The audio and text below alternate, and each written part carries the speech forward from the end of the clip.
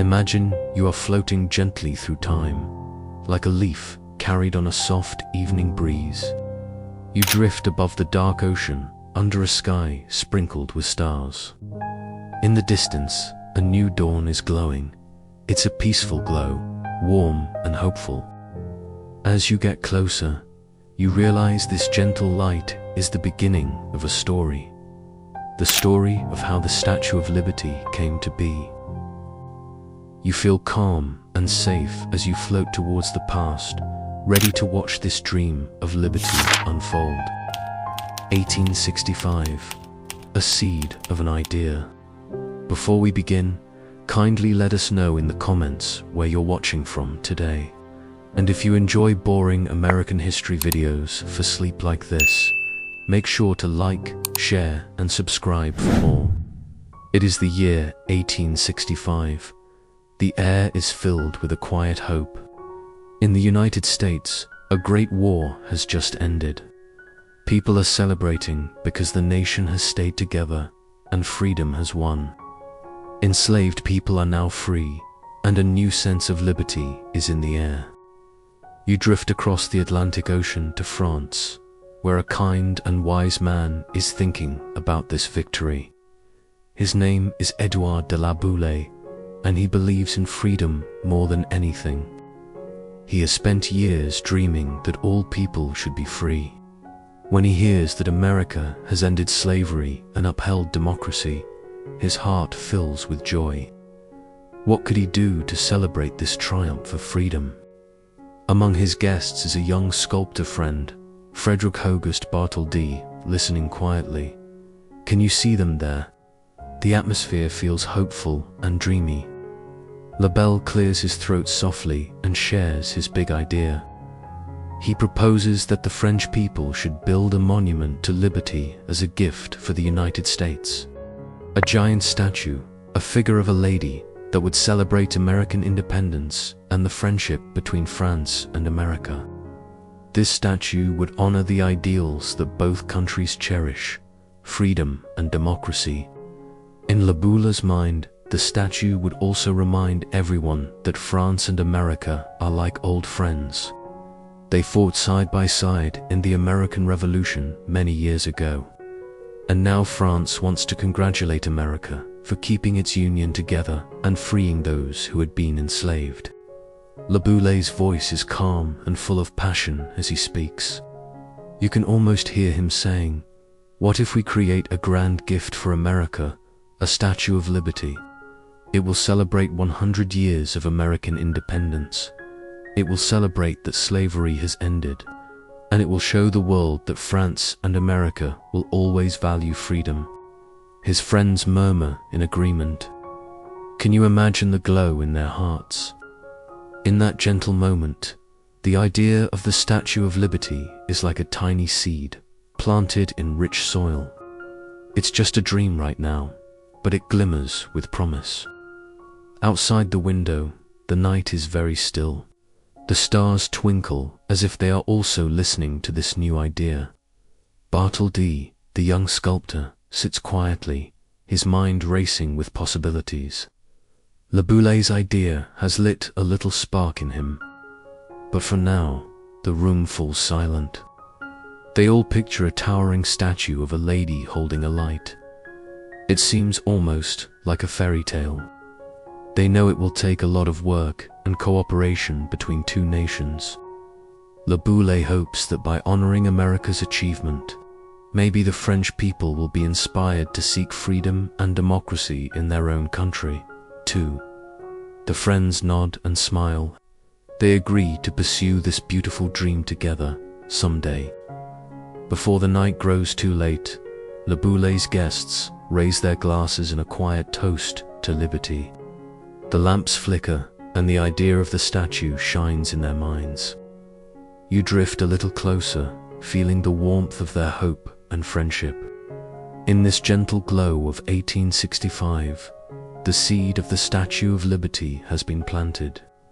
It will need time and care to grow.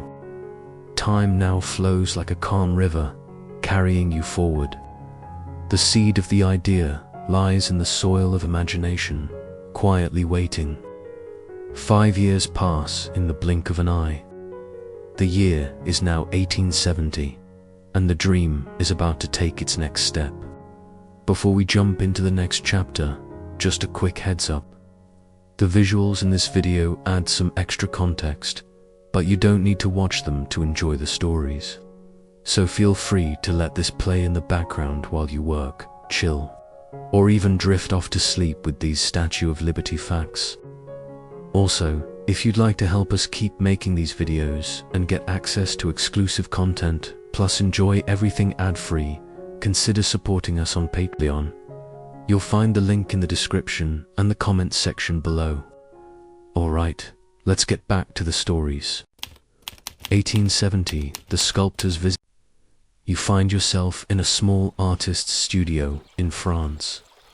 The morning light of 1870 streams through a window, illuminating tiny dust motes in the air. The room is peaceful and still. At a wooden desk covered in drawings and sculpting tools sits Frederick August Bartholdi, now about 36 years old. Do you remember him from Lee Boulet's dinner? He was the quiet young sculptor with big dreams. Now it's time for him to bring the Statue of Liberty to life on paper. Bartholdi has not forgotten Le Bour's magical idea. In fact, he has thought about it often over the past 5 years. The world around them has been turbulent. Even France faced a war recently that made everything pause for a while. But the dream of the statue stayed alive in Bartholdi's heart, glowing like an ember waiting to burst into flame. And now, at last, he is ready to begin. He picks up his pencil, takes a deep breath, and starts sketching. What will this Statue of Liberty look like? Bartholdi imagines a majestic woman standing tall. He is inspired by Libertas, the ancient Roman goddess of freedom. In Roman stories, Libertas was the personification of liberty, a strong woman who symbolized being free. Bartholdi wants his statue to resemble this goddess, to make it clear that she stands for freedom. He draws a figure wearing a long, flowing robe like the ones ancient goddesses wore. She looks calm and powerful. On her head, he sketches a crown with 7 tall spikes. The crown will represent a shining sun, with rays of light reaching out to all the corners of the world. Each spike is like a ray of the sun, spreading freedom's light to every land and every people. In the statue's right hand, Bartholdi draws a torch held high. Can you picture it? The torch is like a big flaming light, meant to enlighten the world and show the way to liberty. It will be like a giant lamp shining over the ocean, welcoming people and guiding ships in the night. In the statue's left hand, he sketches a tablet, a book made of stone. On this tablet, he plans to inscribe a date. July 4th, 1776, written in Roman numerals, to mark the Independence Day of the United States. This tablet will remind everyone of the day America became a free country. Bartholdi pauses and smiles as he looks at his sketch so far. The lady in his drawing already looks a bit like the Statue of Liberty we know today, doesn't she? But he isn't done adding meaning. At the lady's feet, he draws something small but important. Broken chains. You have to look closely to see them in the sketch. These chains represent the chains of slavery that have been broken at last. Not long ago, people were enslaved and in bondage, but now those chains lie shattered. By placing broken chains at the statue's feet, Bartholdi is showing that liberty has overcome oppression.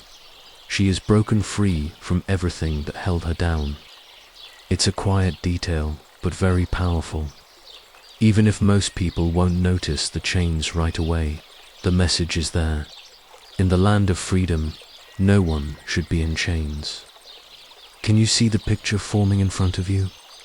A tall lady, gentle but strong, holding a torch up to the sky, with a crown on her head and a tablet in her arm. She is stepping forward, one foot lifting as if taking a step, crushing broken shackles underfoot. Bartholdi steps back from his desk and gazes at his work. He feels a warm pride and also humility. This statue will be important, and he wants to get every detail right. He knows that this project is not just about art, it's about hope and friendship between nations. Outside Bartholdi's studio, the world is slowly healing from conflict. The birds are singing a gentle morning song. Inside, Bartholdi carefully continues his sketch, humming softly to himself. He labels the drawing La Éclairante, Le Monde, which is French for liberty, enlightening the world. That is the beautiful name they have chosen for the statue. Just saying it aloud in a whisper makes you smile. Liberty, enlightening the world. What a perfect name for a gift meant to shine freedom's light across the globe. Bartholdi works slowly, with calm, deliberate strokes of his pencil. This is a labor of love. Every now and then, he closes his eyes and imagines how the real statue might look someday, standing proudly in a distant harbor. Where will she stand? He isn't certain yet, but he has ideas. Perhaps in New York Harbor, the gateway to America, where ships from around the world come and go. In his mind's eye, he pictures a tiny island in that harbor, a perfect little spot where the giant lady could live. All who sail into New York would see her torch, shining welcome and freedom. Bartholdi makes a note to himself to visit America soon, to find the best place for the statue. He wants her to have the perfect home. After many hours, the sketch is complete. A small ray of afternoon sun now falls across the drawing, making the penciled torch seem to glow. Bartholdi feels a gentle thrill. The dream is taking shape. What was once just an idea shared over dinner has now become a detailed vision on paper. He carefully rolls up his sketches and plans to create small models next. He knows it will be a long journey to turn this drawing into a real statue, but every great journey begins with a single step, and he has just taken it. Before leaving his studio, Bartholdi tidies his desk and gives one last loving glance at the drawing. He imagines the statue smiling kindly down at him. Soon, he whispers, "You will stand tall, Liberty, not just in my dreams, but in the real world." Outside, the sun is setting, painting the sky with soft oranges and pinks. Bartholdi carries the rolled sketches under his arm and steps out into the cool evening air. He is on his way to share these designs with Monsieur Laboulaye and other supporters of the project. You follow along, floating beside him like a quiet companion. You can sense Bartholdi's mix of excitement and calm determination. The gentle night breeze brushes past you, and you hear Bartholdi whisper a quiet prayer that this statue will bring hope to many people. Above, the first stars begin to twinkle, as if giving their blessing to this endeavor. Everything feels calm and reassuring. Now, the dream of 1865 has become the design of 1870. The seed that was planted has sprouted into a young sapling. There is still much work ahead. Fundraising, engineering, building, but those things will come in due time. For now, in 1870, the vision is clear and strong. The Statue of Liberty exists in the hearts and minds of its creators, and soon it will exist in the world. 1876, the torch of freedom. You find yourself gently arriving in America, softly drifting down into the bustling city of Philadelphia. It's the summer of 1876, and the city is hosting a grand celebration called the Centennial Exposition. It marks America's 100th birthday, 100 peaceful years since the Declaration of Independence. The city is filled with joyful excitement, yet you feel calm, like a friendly visitor quietly watching from the sidelines. In a large park, thousands of people stroll gently through beautiful exhibits. There are machines, artworks, inventions, marvels from around the world. Families walk hand in hand, stopping to gaze at each wonderful display. And there, in the midst of all this quiet wonder, something special waits patiently for them. Standing tall above the crowd is an enormous copper torch. You look closer, seeing its graceful curves and careful craftsmanship. This torch is the right arm and torch of the Statue of Liberty, proudly displayed in Philadelphia to help raise money and excitement for building the full statue. Visitors pause, looking up with awe. They see the giant hand holding the torch high toward the sky, imagining what the full statue will someday look like. Can you picture it too? The torch symbolizes freedom's light, guiding and welcoming all who seek liberty. People walk around it, admiring its beauty, feeling a quiet sense of pride and hope. Maybe they softly wonder to themselves, will this statue really be built? Will we see the full statue one day? The answer, of course, is yes, but they don't know it yet. They simply marvel quietly, dreaming of what's yet to come. The exhibit gently invites visitors to donate money to help complete the statue. Coins drop softly into collection boxes, one by one, each coin bringing Bartholdi's dream a little closer to reality. The people feel they're part of something beautiful, something important. You drift slowly away, leaving Philadelphia behind, knowing that this quiet excitement is a meaningful step toward the statue's future. 1878, the face of liberty appears. You drift gently onward, and soon find yourself floating softly back to France. It's now 1878, and the city of Paris is hosting the Universal Exposition, which is a world's fair showcasing great inventions and ideas from many countries. You glide slowly into a huge, peaceful hall filled with beautiful objects from around the globe. In the gentle hum of quiet conversations, something draws you forward. You float toward a large display at the center. As you move closer, you see a beautiful copperhead standing tall and calm, gently gazing outward. It is the face of Lady Liberty, herself complete and proud. You pause quietly, looking up into the gentle eyes of Liberty. She seems kind and strong, her expression filled with hope and peace. Bartholdi carefully sculpted this face, inspired by the calm grace of his own mother, who was known for her gentle beauty and warm spirit. The copper skin glows softly, reflecting the lights around her. People gather around the beautiful statue head, whispering softly to each other. They wonder aloud what the full statue will someday look like, marveling at the gentle yet strong face of freedom. Just like in Philadelphia, people in Paris begin donating money, coins dropped gently, softly, helping the project move forward. Step by step, you take a quiet moment here, feeling the gentle energy and excitement around you. Liberty's face gazes warmly, as if she sees far into the future, imagining the millions who will someday look upon her in hope. Perhaps she already knows the stories she will inspire, the hearts she will comfort, and the dreams she will quietly encourage. As you linger in this peaceful moment, you understand something special.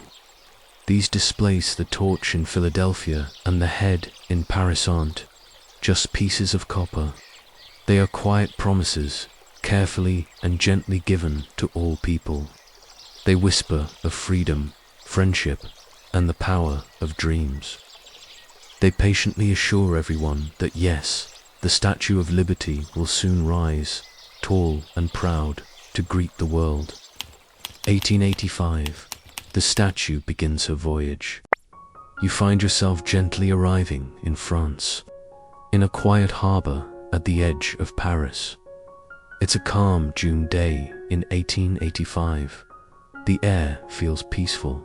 filled with the soothing sounds of softly rippling water and the quiet creaking of ships. Here, gently laid out before you on the docks, are many huge wooden crates, patiently waiting. Inside each crate rests a precious piece of Lady Liberty herself. After many years of patient craftsmanship by Frederick August Bartholdi and his team, the Statue of Liberty has finally been completed. She is ready now, piece by piece, to make her peaceful voyage to America. Workers carefully lift the crates, gently placing them on a French ship named the Crates contained Liberty's flowing robes, her strong arms, her majestic crown, and her gentle face, every piece carefully packed, softly wrapped, and waiting patiently. Each part is numbered, so it can be carefully reassembled once it reaches America. You quietly observe as workers softly secure the crates, checking and double-checking to ensure their precious cargo is safe. Bartholdi himself stands nearby, watching quietly, a gentle pride shining in his eyes. It is a calm moment, one he has dreamed of for so many years. He softly smiles, knowing his vision is about to gently travel across the ocean, becoming a lasting symbol of freedom. As the afternoon turns golden, the ship's sails gently fill with a soft breeze. Slowly and peacefully, it begins to glide from the harbor. You float softly above, accompanying the ship on this quiet, historic journey. The gentle rocking of the ship beneath you feels calm and comforting. Ahead lies the vast ocean, patiently waiting. Days pass gently as the ship quietly sails over calm waters. The Atlantic Ocean is vast and peaceful. The crew carefully watches over their precious cargo, gently guiding the crates across the ocean, beneath quiet skies and softly twinkling stars. You float alongside, gently watching as waves softly lap against the ship. At night, the quiet sky is filled with stars, softly guiding the journey toward America. Each day brings the Statue of Liberty a little closer to her new home. Bartholdi's gentle vision, carefully packed in wooden crates, patiently waits, knowing her moment is drawing near. It's now June 17th, 1885. After weeks at sea, the finally approaches the shores of America. The sky is calm, and the sun gently warms the harbor of New York. People quietly gather near the docks, patiently waiting to greet this special ship carrying an extraordinary passenger, the Statue of Liberty herself. As the ship gently glides into New York harbor, excitement fills the air. People softly wave, their hearts filled with anticipation. The crates are carefully unloaded, one by one, onto American soil. Each crate is gently opened, and Bartholdi's vision sees daylight once again. You watch as the Statue of Liberty emerges, piece by piece, calmly resting near the harbor. Her torch, her crown, her serene face all laid carefully on the shore, patiently awaiting assembly. Workers inspect each piece, softly marveling at Bartholdi's craftsmanship. They whisper quietly to one another, imagining how grand she look standing proudly over the harbor. But before Lady Liberty can be reassembled, she must have a pedestal, a strong foundation to support her peaceful message. Across America, people gently come together to raise money for the pedestal. Fundraising efforts are quiet but determined. Children donate pennies saved with care. Families give small coins gently collected, and communities host quiet gatherings to support this hopeful cause. Finally, after patient effort and gentle generosity, enough money is raised. The pedestal is carefully built on a small island named Bedloe's Island, now known as Liberty Island. Brick by brick, stone by stone, the pedestal rises gently from the earth, ready to hold liberty safely and firmly. 1886. Liberty stands tall. Time passes gently, and it's now October 28th, 1886. A calm autumn day filled with excitement and quiet joy. The pedestal is complete, and the Statue of Liberty has been carefully reassembled atop her new home. She stands tall and proud, her torch raised gently toward the sky, her peaceful face softly gazing toward the sea. Thousands of people gather quietly around New York Harbor. Boats float calmly nearby, their passengers gently watching and waiting. President Grover Cleveland stands ready to dedicate the statue officially, softly acknowledging this great gift from France to America, a symbol of friendship, freedom, and democracy. In a gentle ceremony filled with quiet speeches and heartfelt words, the Statue of Liberty is dedicated to America and to the world. Cheers softly ripple through the crowd as the statue officially takes her place as a beacon of hope, quietly welcoming everyone seeking freedom and peace. As the crowd disperses quietly, you float softly upward to gaze at Liberty once more. You see her torch gently glowing, a peaceful beacon shining softly over the harbor. Her gentle gaze watches over the ocean, warmly welcoming all who come to America's shores. You drift gently in this peaceful moment, realizing the calm beauty and strength of this gift. It began as a quiet dream in France, carefully crafted by many gentle hands. Now, the Statue of Liberty stands proudly, softly spreading her message of hope and freedom to the world. 1903. Words of welcome. Imagine yourself gently floating onward, softly guided through the comforting currents of time. You're relaxed and peaceful, carried toward another calm moment in the story of the Statue of Liberty. It's now the year 1903, and the quiet waves of history have brought you back to Liberty Island, where something meaningful and gentle is about to happen. In this gentle moment, you find yourself softly drifting toward a time years before 1883, to quietly meet a young woman named Emma Lazarus. She is kind-hearted, gentle, and thoughtful. Emma spends many quiet afternoons in New York City, writing poetry filled with compassion and hope. Emma cares deeply about helping people, especially immigrants who travel across oceans seeking a better life. She visits places where newcomers gather, gently listening to their quiet stories. Their bravery touches her deeply, softly inspiring her poetry. One calm evening, Emma writes a poem called The New Colossus. She quietly imagines Lady Liberty speaking gentle words to welcome immigrants as they arrive in America. At first, Emma's poem quietly rests unnoticed, like a gentle whisper waiting patiently to be heard. Emma Lazarus passes away quietly in 1887, not knowing her gentle words will someday inspire millions. Now, gently drifting back forward through time, you find yourself in 1903.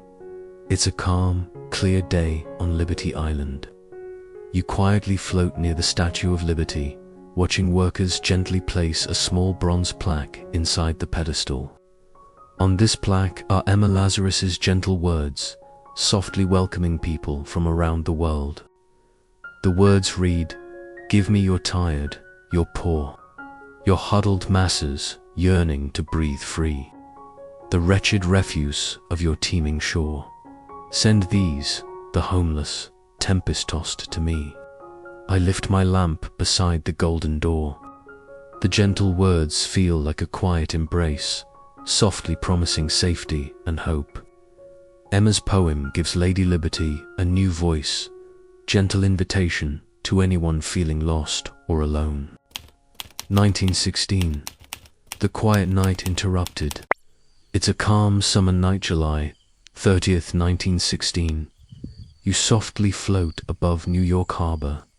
The city sleeps peacefully, wrapped in a quiet blanket of darkness. Liberty Island sits serenely beneath the gentle glow of stars, Lady Liberty quietly watching over the harbor as always. But nearby, on a small piece of land called Black Tom Island, something is about to disturb the gentle night. Quietly, without anyone noticing, saboteurs secretly ignite explosives stored there.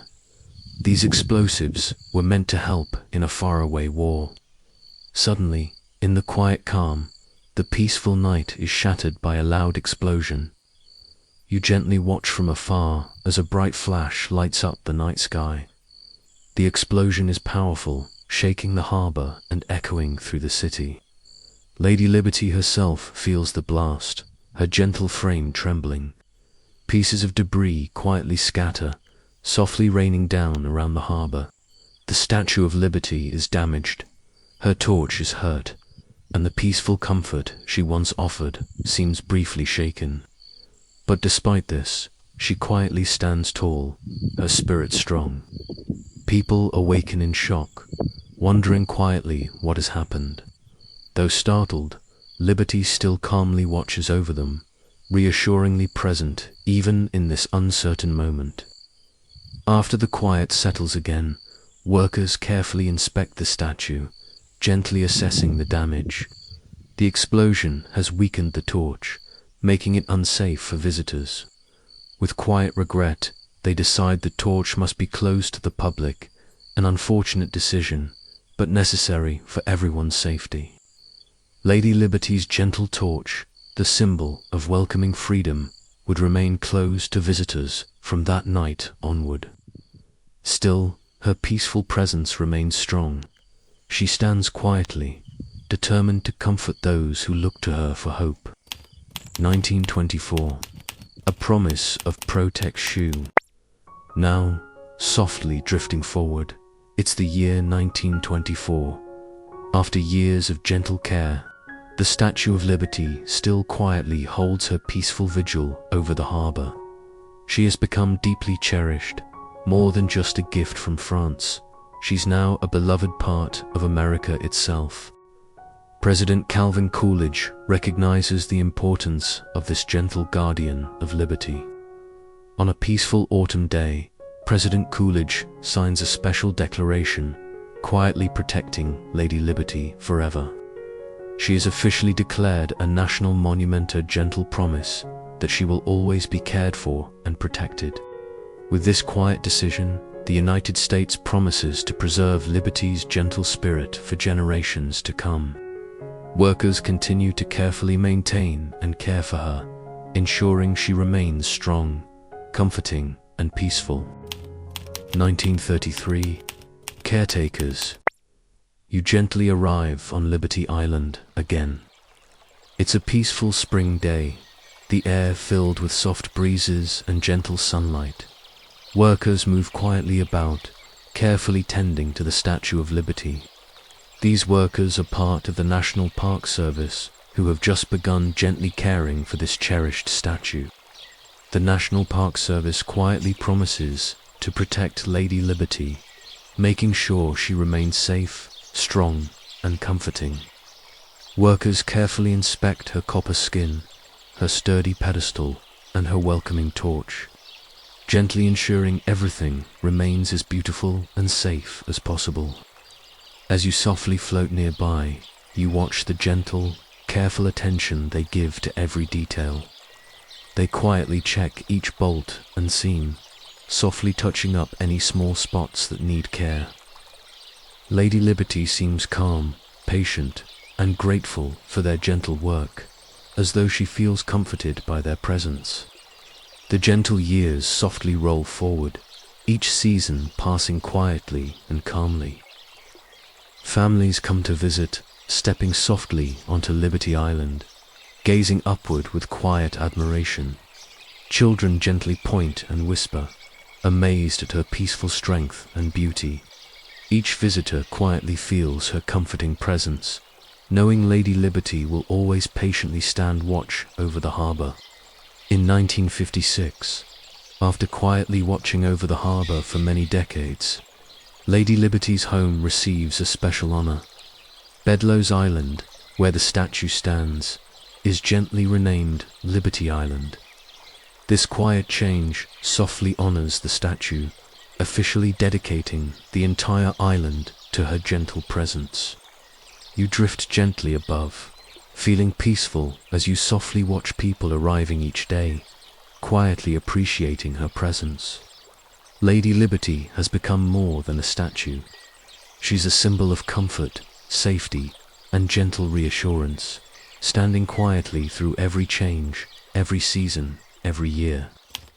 1965, you gently float above New York Harbor, softly gliding toward Liberty Island.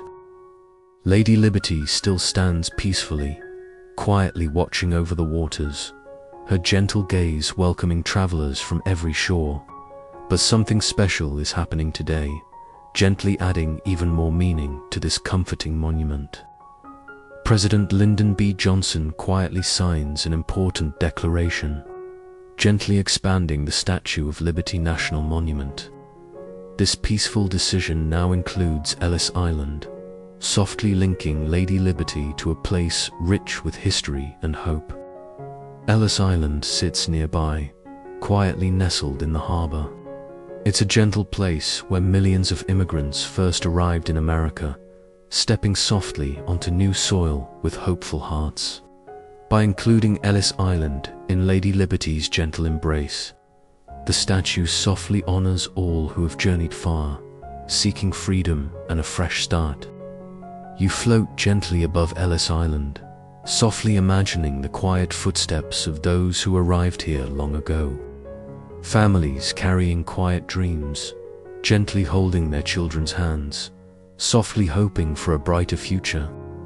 Now, these gentle stories are forever linked with Lady Liberty's calm gaze, quietly honoring their courage and hope. 1984. A gentle recognition, softly drifting forward through calm, quiet years. You gently arrive in 1984. Lady Liberty still stands peaceful and proud, her gentle torch glowing softly each night. Her meaning has deepened over the years, quietly symbolizing hope, freedom, and gentle friendship to people everywhere. In this quiet year, the Statue of Liberty receives a special honor. She is gently declared a UNESCO World Heritage Site, a calm acknowledgement of her gentle power as a symbol of humanity's most cherished values. This gentle recognition softly states that Lady Liberty is truly a masterpiece, a quiet guardian representing liberty, peace, and gentle unity for all people. This peaceful declaration quietly honors not only the statue itself, but also what she represents. Lady Liberty's gentle glow now softly reaches even farther, quietly touching hearts around the world. People everywhere gently recognize her as a comforting beacon, softly guiding toward peace and freedom. You gently arrive above Liberty Island, softly floating over New York Harbor. It's a quiet morning, filled with gentle sunlight and soft breezes. Lady Liberty stands tall and proud as always, though time and weather have gently worn her copper skin. Her torch, crown, and frame all quietly need attention, careful repairs to preserve her peaceful strength. A gentle decision is made. Lady Liberty will undergo a careful restoration, softly and patiently repairing her delicate frame and gently renewing her comforting glow. Workers gather quietly, dedicated to this gentle task, knowing their careful work will ensure her quiet strength continues for many peaceful years to come. You float gently nearby, watching the careful hands of skilled workers softly begin this important work. Scaffolding gently surrounds the statue, carefully reaching her crown and torch. Each part of her is examined with gentle attention, workers quietly noting what needs careful repair. As you softly observe, workers gently repair the inside framework, carefully replacing old pieces with strong new ones. They gently remove the original torch, weakened by weather and time. softly replacing it with a beautiful new torch one designed to quietly glow with renewed warmth and comfort. Each day, gentle hands patiently work to restore Lady Liberty's copper skin, carefully cleaning and gently preserving her. You softly watch their quiet, careful work, knowing each gentle repair helps Lady Liberty continue her peaceful watch over the harbor. As months pass, gently, workers carefully finish the restoration. Lady Liberty quietly shines once again, her copper skin softly glowing, gently renewed and patiently strengthened.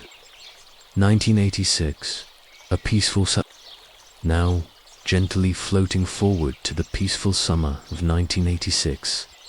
You softly see crowds gathering quietly around Liberty Island. It's July 4th, 1986, a gentle day filled with celebration, marking 100 peaceful years since Lady Liberty first stood tall over New York Harbor.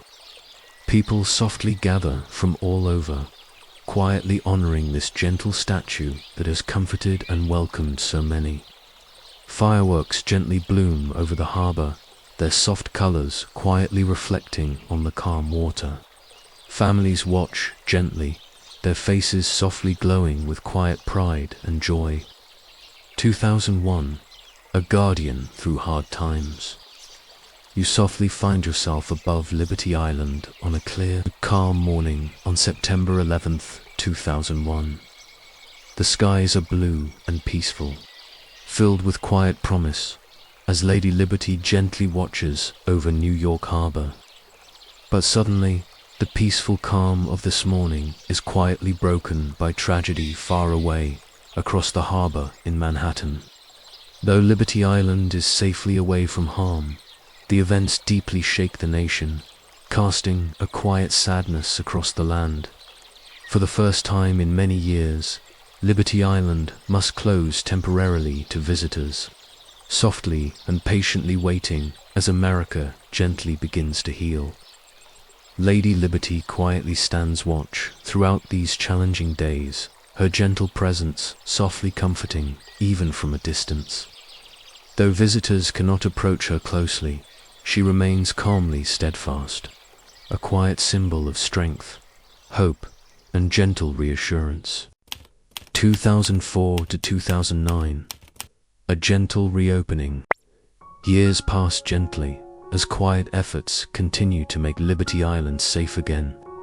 Slowly and softly, repairs are made, security gently strengthened, and plans carefully put into place to reopen Lady Liberty's comforting presence to the public. In 2004, after gentle, careful preparation, visitors are softly allowed back onto Liberty Island. Though Lady Liberty herself remains quietly closed for a while longer, patiently awaiting full reopening, you drift gently forward now to the year 2009. It's a peaceful, quiet day when the statue itself finally reopens fully. Visitors again gently climb her stairs, softly feeling comforted and reassured by her calm presence. Though changed by events, Lady Liberty quietly offers the same gentle hope she always has, her peaceful spirit quietly helping to heal hearts and restore faith. 2012, gentle strength through a storm. You gently float onward, softly arriving in October of 2012. A storm named Hurricane Sandy quietly approaches, bringing powerful winds and high tides. Liberty Island faces the storm calmly, but the gentle island is damaged by the waves and winds. Though Lady Liberty herself remains safe, the island around her suffers, quietly requiring careful repairs once again. Workers gently arrive afterward, carefully assessing the damage. Quietly, patiently, they repair pathways, docks, and facilities. Lady Liberty again waits softly and patiently for her island to be restored. And finally, after gentle months of care, Liberty Island softly reopens again on July 4th, 2013. Quiet celebration of resilience and gentle strength. 2019, a celebration of history. You gently float down toward Liberty Island on a peaceful day in May 2019.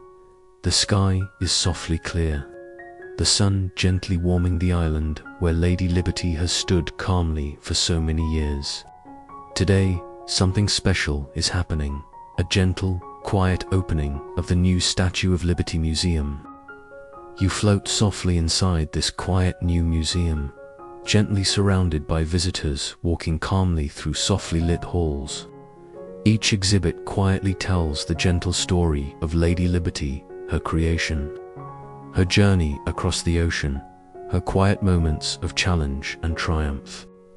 Visitors move quietly from one peaceful display to another, gently learning about Liberty's story. Families softly talk together, children gaze in gentle wonder, and older visitors quietly remember and reflect. The museum softly and gently deepens the appreciation of Lady Liberty, quietly connecting visitors to her timeless meaning. At the heart of this gentle museum, you see the original torch, carefully displayed, softly glowing under gentle lights. Visitors quietly admire this torch, softly understanding its peaceful symbolism, gentle beacon of hope, comfort, and welcome. 2020, quiet strength through challenges. Now, drifting gently into early 2020, you softly arrive during a challenging time. The world experiences a quiet pause, as a pandemic gently requires many places, including Liberty Island, to close temporarily. Lady Liberty waits quietly, patiently standing watch, her gentle spirit softly comforting people even from afar. Months later, in July 2020, the island partially reopens under gentle health guidelines. Visitors return quietly, finding comfort once again in her calm presence. Though changes have softly come, Lady Liberty's quiet message of strength, hope, and gentle reassurance remains softly constant. 2025, a gentle reminder of friendship. Softly drifting forward, you reach March 2025. A peaceful day when an amusing, gentle request comes from a politician in France named Gutzon. He humorously suggests that America should return the Statue of Liberty, quietly referencing political disagreements. The suggestion softly makes people smile, gently reminding everyone of the friendship and gentle connection between France and America. Now let's move on to the story of how Mount Rushmore came to be. Get comfortable, close your eyes if you like, and let your mind wander back in time. This story will be told in a calm, slow way. It's a story about big dreams, tall mountains, and the early days of a famous American monument. As you listen, you can imagine the cool breeze of the South Dakota hills and the peaceful quiet of nature at night. Take a deep breath and let's begin our journey back to the 1920s. Have you ever seen faces carved into a mountain? Have you ever wondered how someone could even imagine doing that? Our story starts over a century ago with one man's dream. It's a simple story, easy to follow, and you might even drift off to sleep as we go. That's okay. You can always come back to hear more later. For now, let's travel to the Black Hills of South Dakota, to the year 1923, when an idea was born. 1923, Don Robinson's big idea. It is 1923, in the quiet Black Hills of South Dakota. A man named Don Robinson has a big idea. Mr. Robinson is the state historian of South Dakota, someone who studies and keeps the stories of the state's past. He loves the Black Hills, a place of pine forests and granite peaks. Tourists do visit the area to see its natural beauty, but Robinson thinks more people might come if there was something special to see. He believes that tourists soon get fed up on scenery unless it has something of special interest connected with it to make it impressive, as he later wrote. In other words, people might get bored of just trees and rocks, unless there's a remarkable attraction. So, Don Robinson comes up with a bold plan.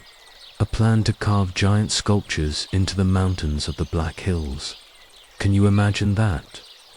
He looks at the tall, pointed granite spires in the Black Hills, known as the Needles. These are huge, natural stone pillars that tower into the sky. In Robinson's mind, he starts to see something on those blank rocks. Faces of famous people from the old American West. He dreams of turning the mountains into a grand outdoor art gallery of history. What heroes does he imagine on the rocks?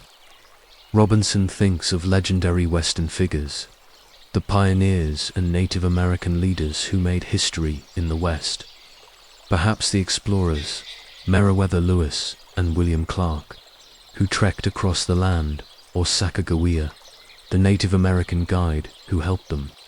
He envisions the proud face of Lakota Sioux, Chief Red Cloud, and maybe the famous showman Buffalo Bill Cody, who was known for his Wild West shows. He even imagines the Lakota leader, Crazy Horse, up there in stone. In his own words, Don Robinson said, "In my imagination, I can see all the old heroes of the West peering out from the Needles." What a picture that must have been in his mind. An entire mountain range filled with the faces of people from history. Robinson's idea isn't just for fun. He hopes it will boost tourism. He believes that if South Dakota had a gigantic monument carved into its mountains, people from all over would travel to see it. It would be like nothing anyone had seen before. But carving a mountain is a big job, far too big for Robinson to do himself. He needs an artist, a sculptor who knows how to carve stone on a massive scale. At first, in 1923, Robinson reaches out to a famous sculptor named Lorado Taft, who was known for big statue projects. He writes a letter explaining his wild idea of carving the Needles into statues of Western heroes. Unfortunately, Mr. Taft is in poor health and not able to take on this project. This could have been the end of Robinson's dream, but he doesn't give up. Big dreams often have small beginnings, and sometimes they need a second try. Robinson thinks of someone else who might help. He has heard of a talented sculptor named Gutzon Borglum. Mr. Borglum is working on a huge carving down in Georgia, at a place called Stone Mountain. Stone Mountain's project is a gigantic sculpture of Confederate leaders, and it started back in 1915. In fact, reading about that Stone Mountain project is part of what inspired Robinson's idea in the first place. If Gutzon Borglum can carve Stone Mountain, maybe he can carve the Black Hills too. So, Robinson decides to contact Borglum next. In 1923, Don Robinson writes letters and makes his proposal. He likely writes about the beauty of the Black Hills and how carving a monument there could make history. He then waits, hoping this famous artist will be interested. As summer turns to fall, Robinson receives good news. Gutzon Borglum is intrigued by the idea. The year 1923 ends with hope that the project might really happen. Robinson's dream is starting to take shape, at least on paper. Can you imagine how excited he must have been, thinking about those giant faces in the mountains? Before we move on, take a moment to picture the scene. The quiet Black Hills in 1923, and an elderly historian with a twinkle in his eye, dreaming of carvings on the mountaintops. It all starts with a dream that sounds almost like a fairy tale or a legend. If you're not already asleep, let's continue to see what happens when the sculptor Gutzon Borglum enters the story. 1924. A sculptor visits the Black Hills. In 1924, the project gains a champion in Gutzon Borglum. the sculptor who would bring Mount Rushmore to life. Mr. Borglum is no ordinary artist. He's known for thinking big, really big. At this time, Borglum is involved in carving Stone Mountain in Georgia, but he's having disagreements with the people in charge there. The timing turns out to be perfect. When Don Robinson invites him to South Dakota to consider a new project, Borglum is ready for a change and a new grand adventure. Borglum receives Robinson's letter and finds the idea exciting. In August 1924, he decides to travel to the Black Hills to see these mountains for himself. He brings along his 12-year-old son, Lincoln Borglum, on the trip. Can you imagine the journey? They likely took a train or long drive to the remote hills of South Dakota. By late September 1924, Gutzon Borglum arrives in the Black Hills and meets Don Robinson in person. Robinson is eager to show the sculptor the magnificent granite spires and peaks. They tour Custer State Park, an area of the Black Hills filled with wildlife and rugged scenery. Together, Robinson, Borglum, young Lincoln, and a few local supporters hike around the hills. They even climb Harney Peak today, known as Black Elk Peak, the tallest mountain in the Black Hills at over 7,000 feet high. From up there, you can see a vast panorama of stone and forest. Borglum is deeply impressed by the view. He sees the needles, those spiky rock pinnacles Robinson wanted to carve, and many other rock formations, sticking out of the green hills like natural sculptures. Standing on that mountain top, Borglum's imagination catches fire. He stretches out his arm toward the horizon of granite and reportedly exclaims, "There's the place to carve a great national memorial. American history shall march along that skyline." What does he mean by this? Borglum is thinking even bigger than Robinson originally did. He doesn't just see a local South Dakota attraction. He sees a monument that all of America could be proud of, a tribute to American history itself. The idea of American history marching along the skyline means he imagines carving not just one figure, but a parade of great figures from US history across the mountaintops. After this thrilling scouting trip, Borglum has some strong opinions. He likes the idea of the project, but he has suggestions to change it. Don Robinson's first idea was to carve Western heroes like explorers and native leaders, important people, but mostly known in the region. Borglum thinks of making the project more national in scope. He proposes focusing on famous US presidents, instead of just local Western figures. In Borglum's view, carving presidents like George Washington or Abraham Lincoln would instantly give the monument national importance, something the whole country would care about, not just the West. He mentions Washington and Lincoln as obvious choices for a monument that symbolizes the nation. These presidents stood for the founding of the United States and the preservation of the Union. Grand themes that could make the mountain a shrine of democracy, as it would later be called. Not everyone is immediately on board with Borglum's change of plan. South Dakota's US Senator Peter Norbeck, who is a big supporter of the project, jokingly calls Borglum's idea of putting Washington and Lincoln together the Washington-Lincoln Siamese twins idea. Because Borglum at first talked about maybe just those two side by side. But soon, the concept evolves to include 4 presidents: Washington, Thomas Jefferson, Theodore Roosevelt, and Lincoln, each representing major chapters of the American story, birth of the nation. Growth, development, and preservation. This is the plan that will eventually be realized on Mount Rushmore. Borglum also gives his opinion on where to carve. At first, he too looked at the needles formation, as Robinson did. The needles are dramatic and beautiful, but Borglum decides they won't work well for carving. Why? For one, the rock of the needles is badly eroded and too thin.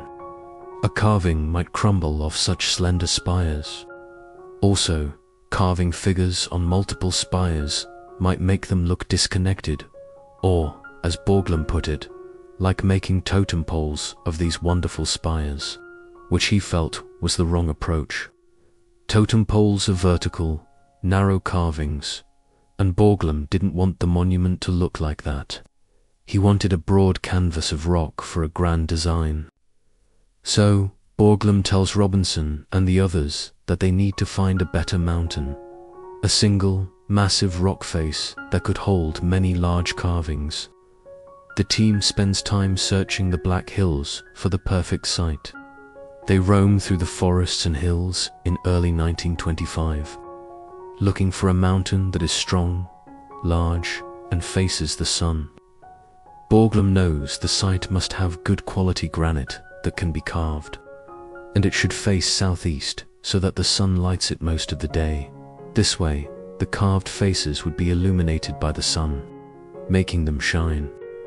After months of scouting, in August 1925, Gutzon Borglum discovered the mountain that became the answer.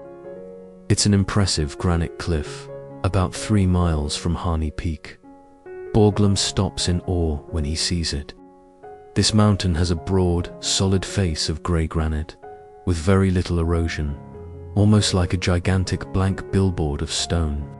It rises to about 6,000 feet in elevation, and has a commanding presence over the valley below. To Borglum, it looks like a sleeping giant waiting to be carved. He quickly pulls out his sketchbook and scribbles the outline of a huge head. He imagines George Washington's face on this mountain. This mountain is known locally as Mount Rushmore.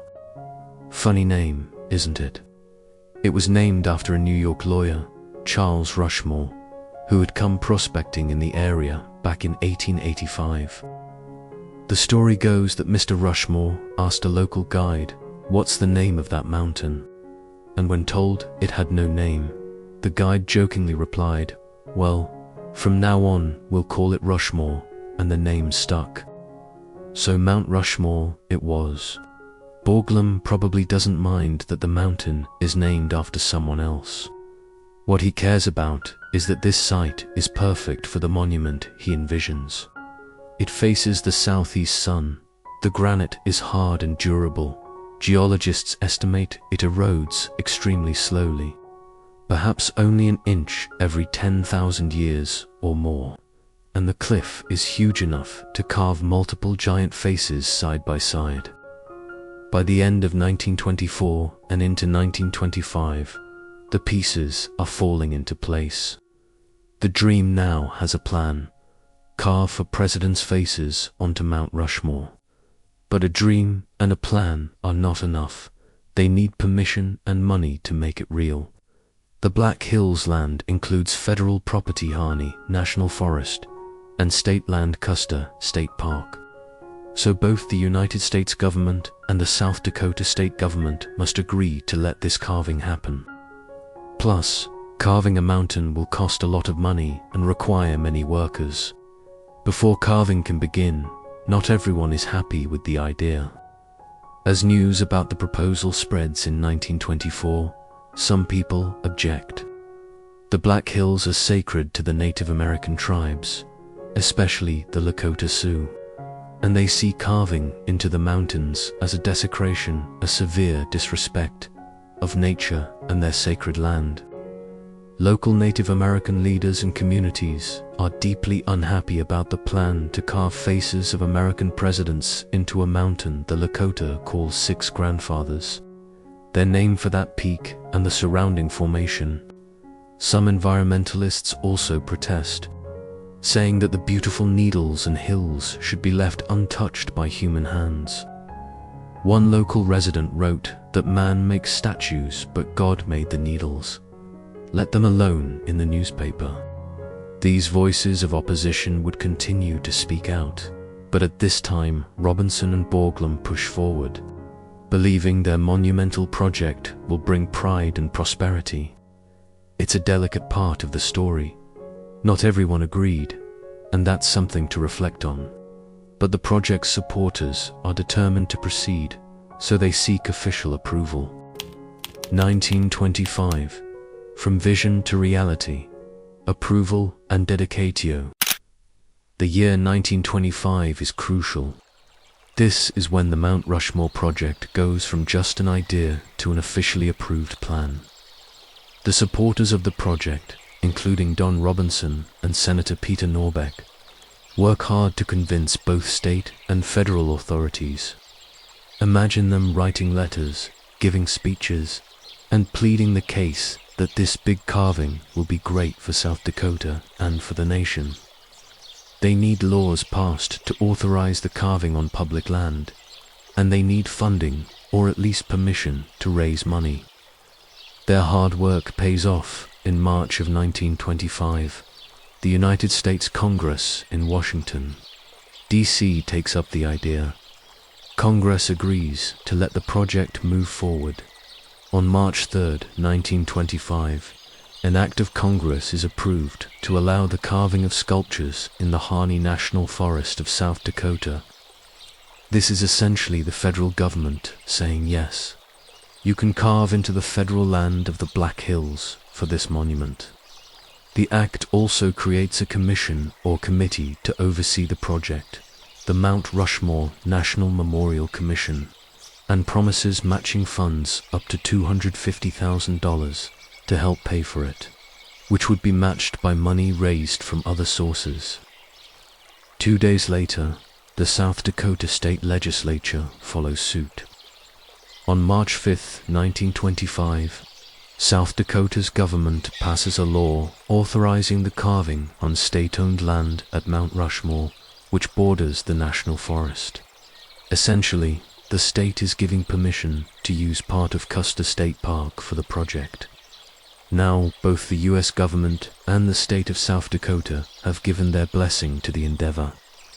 The Mount Rushmore dream is now officially a national memorial project. This moment is significant. Think of it. In the span of a week, what was once just an idea in an old historian's head has been endorsed by lawmakers and leaders. The dream is becoming real. There is still a lot to do. Money to raise, plans to draw, and actual carving work to begin. But the path is cleared. The press and public are hearing more about it, and excitement is building in South Dakota. Gutzon Borglum, ever the showman, wants to celebrate this milestone in a grand way. He decides to hold a dedication ceremony at the mountain even before carving starts, to officially mark the beginning of the project and drum up publicity and support.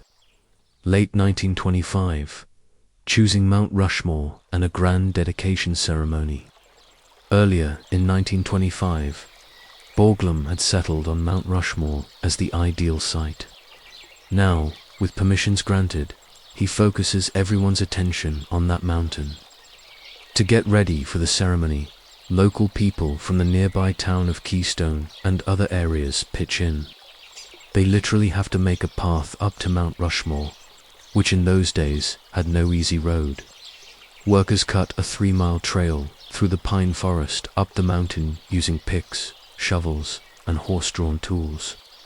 Townswomen sew enormous American flags, some 30 feet long, to drape or display at the site.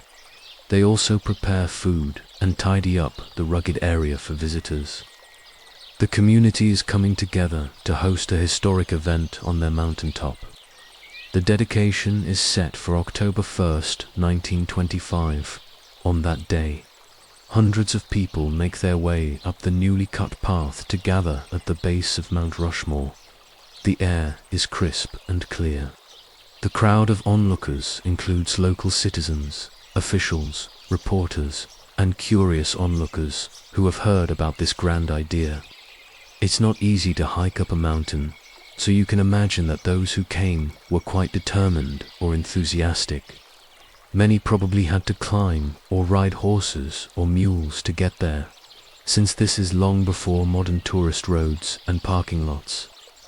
At the dedication ceremony, Gutzon Borglum puts on quite a show. Some said it was a bit Barnum-esque, meaning like a circus showman P.T. Barnum. Borglum loved grand gestures. On the mountaintop, Borglum raises an American flag to signify the official dedication of Mount Rushmore as a future monument. In fact, accounts say there was a fancy flag-raising ceremony with performers in costume to represent the different peoples who had claimed or inhabited the Black Hills over history. There were people dressed as Native American chiefs, French explorers, Spanish conquistadors, English soldiers, and American frontiersmen, each group's flag being raised in turn. This was to dramatize the successive ownership of the land, from the indigenous peoples to various colonial powers, and finally to the United States. It must have been quite a colorful pageant on the rocky summit of the mountain, almost like a small play being acted out for the crowd. Down below, at the base of the mountain, the audience watches this spectacle of flags and costumes against the blue sky. Then they listen as speakers mark the occasion. Don Robinson himself, now about 69 years old, is there and gives a speech. He proclaims, "Americans, stand uncovered in humility and reverence before the majesty of this mighty mountain." This flowery language shows how meaningful this moment is to him. The dream he had is finally being blessed and started. Gutzon Borglum also speaks with his booming voice. He declares boldly that, within a year, the first carving, the head of George Washington, would be finished for all to see. The crowd cheers and applauds, excited by the vision of a giant President Washington emerging from the rock in such a short time. As the ceremony concludes, the sun perhaps starting to sink in the late afternoon, one can imagine the sense of hope and pride among the onlookers. A local band might have played patriotic songs, and community leaders shook hands, congratulating each other on the day's success. Mount Rushmore was now dedicated as a national memorial, not yet carved, but officially recognized as a place where a great monument would stand. The date, October 1st, 1925, goes down in history as the day the Mount Rushmore project truly launched. Of course, in reality, much work lay ahead. Despite Borglum's promise, the mountain did not reveal Washington's face in 1 year. In fact, actual carving would not even begin until 1927. Fundraising proved difficult. Congress was hesitant to give a lot of money at first, and the state didn't provide funds directly. It would take time to organize funding and work crews. But on that day, in 1925, those challenges were in the future. On that day, optimism was high. People believed they were witnessing the start of something grand and lasting. Try to picture the mountain at that moment, still rough and untouched by drills, but now with a flag fluttering on its peak and the dreams of thousands of Americans projected onto its broad face. The sunlit granite cliff is quiet again as the crowd departs, winding down the trail by foot and horseback, carrying with them stories of what they saw. The stage is set. The world now knows about Mount Rushmore, and many are eager to see it take shape. As 1925 ends, Don Robinson's dream has transformed into a national project. Gutzon Borglum is the man leading the charge, and Mount Rushmore stands patiently, ready to have history carved upon it. It's a gentle reminder that big things often have humble beginnings. A letter, a hike, a small ceremony, and with determination, they grow into something more. We'll stop our story here for now, at this peaceful juncture where the idea has been inaugurated but the hard work is yet to come. In the next part, the tale will continue with the actual carving of the mountain, the challenges faced, and how those giant faces eventually emerged from the rock over the following years. For now, rest easy knowing the foundation has been laid. A quiet mountain in South Dakota holds a big promise. and the people of the 1920s have dared to believe in something extraordinary. If your eyes are getting heavy, you can let yourself drift off, imagining the starlight over Mount Rushmore as it stood in 1925, unchanged but for a newfound destiny. 1927. The carving begins. By the year 1927, everything was in place for the carving of Mount Rushmore to begin. Gutzon Borglum, the sculptor who had been chosen to lead the project, was ready to bring his vision to life. He had already picked the perfect mountain, Mount Rushmore, and had secured permission from both the federal and state governments to proceed. Now, all that was left was to start the actual carving. The official start of the carving work took place on August 10th, 1927. It was a bright summer day, and the occasion was marked by a special ceremony. President Calvin Coolidge himself traveled to the Black Hills to participate in the first ceremonial drilling. Dressed in a white suit and looking very dignified, President Coolidge held a drill and made the first symbolic mark on the mountain. Of course, this was mostly for show, but it was an important moment to officially launch the project. After the ceremony, the real work began. Borglum and his crew of workers had to tackle a daunting task: transforming a massive granite mountain into something recognizable. Carving stone on such a large scale was difficult and dangerous. The workers used dynamite, drills, hammers, and chisels to slowly chip away at the rock. Borglum himself was known to climb up the mountain with his men, directing the work with great energy and passion. Borglum had a clear idea of what he wanted Mount Rushmore to look like. He planned to carve the faces of 4 American presidents: George Washington, Thomas Jefferson, Abraham Lincoln, and Theodore Roosevelt. Each president was chosen for a specific reason. Washington represented the founding of the United States. Jefferson represented its growth through the Louisiana Purchase. Lincoln symbolized the preservation of the Union during the Civil War. And Roosevelt represented the development of the nation, especially through conservation and industrial growth. As the months went by, progress was slow but steady. The team used dynamite to remove large amounts of rock quickly, and then smaller tools to refine the details. The process was like sculpting a giant statue, but instead of clay or marble, they were working with solid granite. Borglum was a perfectionist and often changed his designs as he went along. He wanted the faces to be perfect, not just big, but expressive and lifelike. The first face that Borglum decided to carve was George Washington's. Washington, being the first president of the United States and a universally respected figure, was a natural choice to begin the project. Borglum focused all his efforts on Washington's face, determined to make it as impressive as possible. Work continued through the late 1920s, with Borglum and his team laboring high up on the Rocky Mountain face, often in harsh weather conditions. 1930, the first dedication, George Washington's face. By the time July 4th, 1930 arrived, Borglum was ready to unveil the first completed face, George Washington's. It was a fitting choice to reveal Washington's face on Independence Day, a holiday celebrating the birth of the nation. People gathered at the base of Mount Rushmore to witness the dedication ceremony. The carved face of George Washington looked out from the mountain, gazing steadily into the distance. Although the rest of the monument was still rough and unfinished, the sight of Washington's face alone was enough to impress those who saw it. The dedication ceremony was a proud moment for everyone involved. Borglum made speeches explaining the significance of Washington's face and how it symbolized the beginning of America.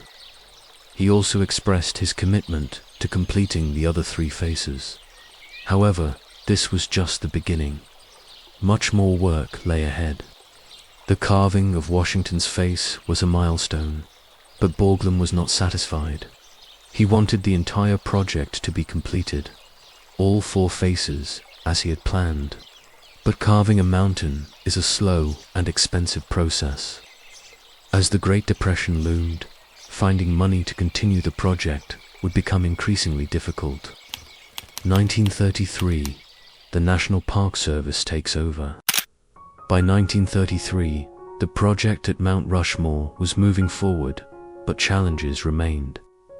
Funding was tight, and the Great Depression was affecting the whole country. At this point, the United States government decided that Mount Rushmore needed more structured support. In 1933, the National Park Service (NPS) took over the management and oversight of the project. This was a big step forward, because it meant more reliable funding and greater stability for the project.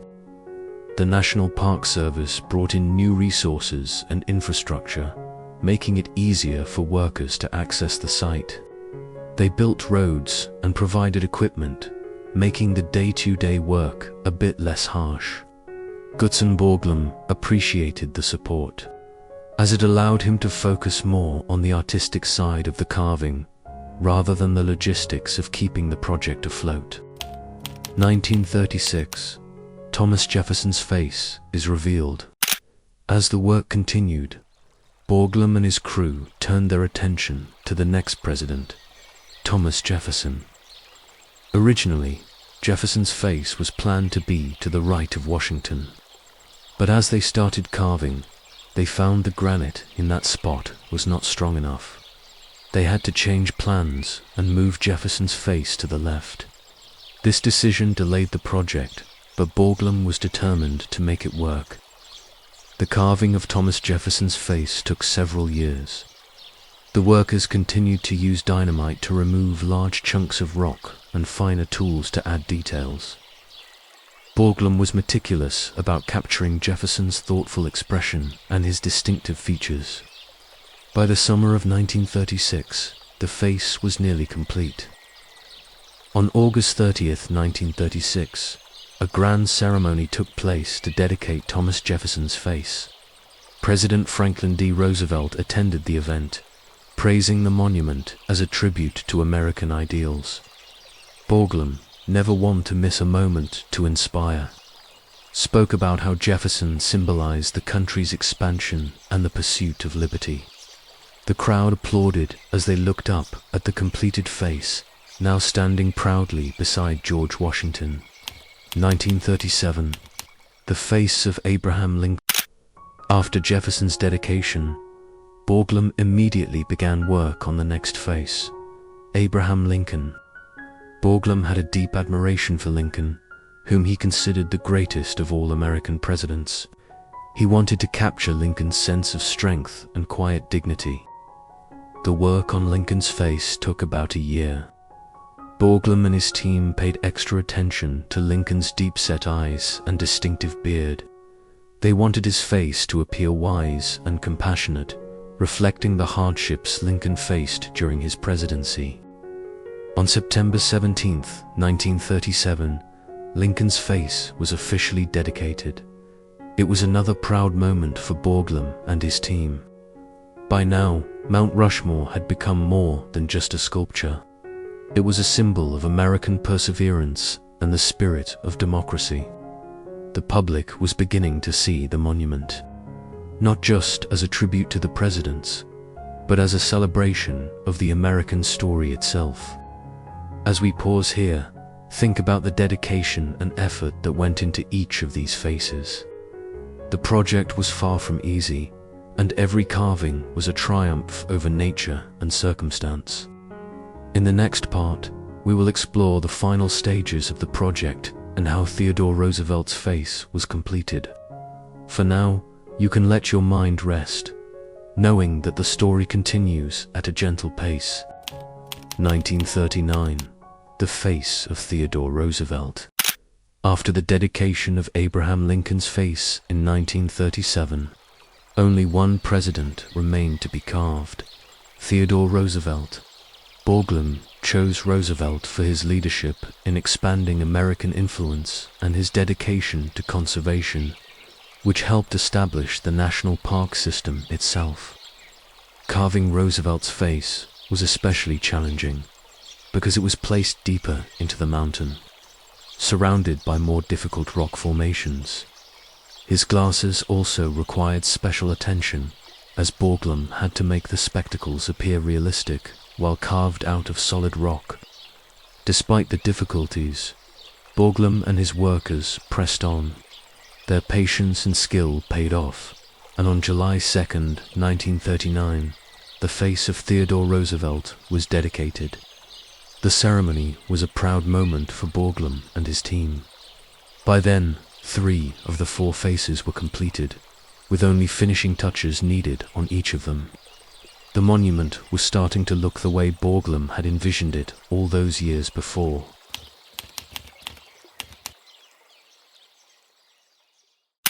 With funding running out and the world changing rapidly, it became clear that the Mount Rushmore project would not be completed as originally planned. On October 31st, 1941, work on the monument officially ended. The carvings were left as they were, unfinished but still remarkable. The original plan had included more than just the faces. Borglum had envisioned carving the president's bodies as well, along with a grand hall of records behind the faces that would hold important documents and artifacts from American history. Unfortunately, these parts of the project were never completed. Even so, the faces of George Washington, Thomas Jefferson, Abraham Lincoln, and Theodore Roosevelt stood proudly on the mountainside, a testament to years of hard work and dedication. People who visited Mount Rushmore could see the artistry and determination it took to carve such a monument. Even though it was not finished, according to Borglum's full vision, it was still a remarkable achievement. As we end this part of the story, think about how much was accomplished despite all the difficulties. Borglum's dream lived on even after his death, thanks to his son and all the workers who gave their best efforts to make it real. 1957. The original visitor center. Years after the carving officially ended in 1941, Mount Rushmore continued to attract visitors from all over the country, but the site lacked adequate facilities to properly accommodate all those who wanted to see the grand monument. In 1957, the original visitor center was completed. It was designed by Harold Spitznagel and Cecil Doty as part of the Mission 66 initiative, which was a national effort to improve facilities in national parks across the United States. The visitor center provided tourists with better access to information about the monument, and a place to rest and reflect as they gazed up at the towering faces of the 4 presidents. This was a time when Americans were traveling more, especially by car. Families would pack up their vehicles and drive across the country, visiting national parks and famous landmarks. Mount Rushmore became one of those must-see destinations. The visitor center helped to enhance the experience, making it easier for people of all ages to learn about the history of the monument and the vision of Gutzon Borglum.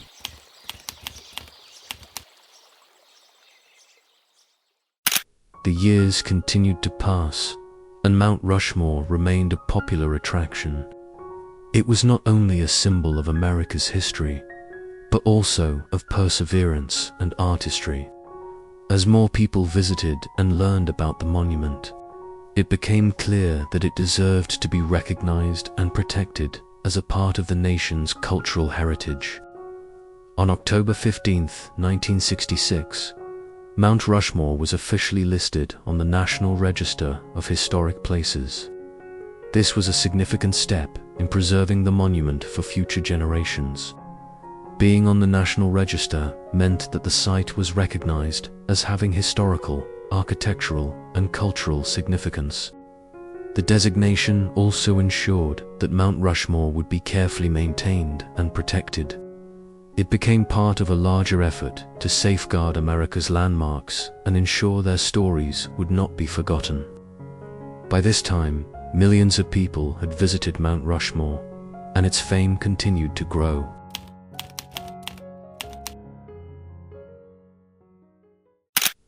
As Mount Rushmore continued to be admired by visitors from across the country, there was a desire to provide more historical context and meaning to the monument. In 1973, a 500-word essay detailing U.S. history was placed on the entablature of the monument on a bronze plate.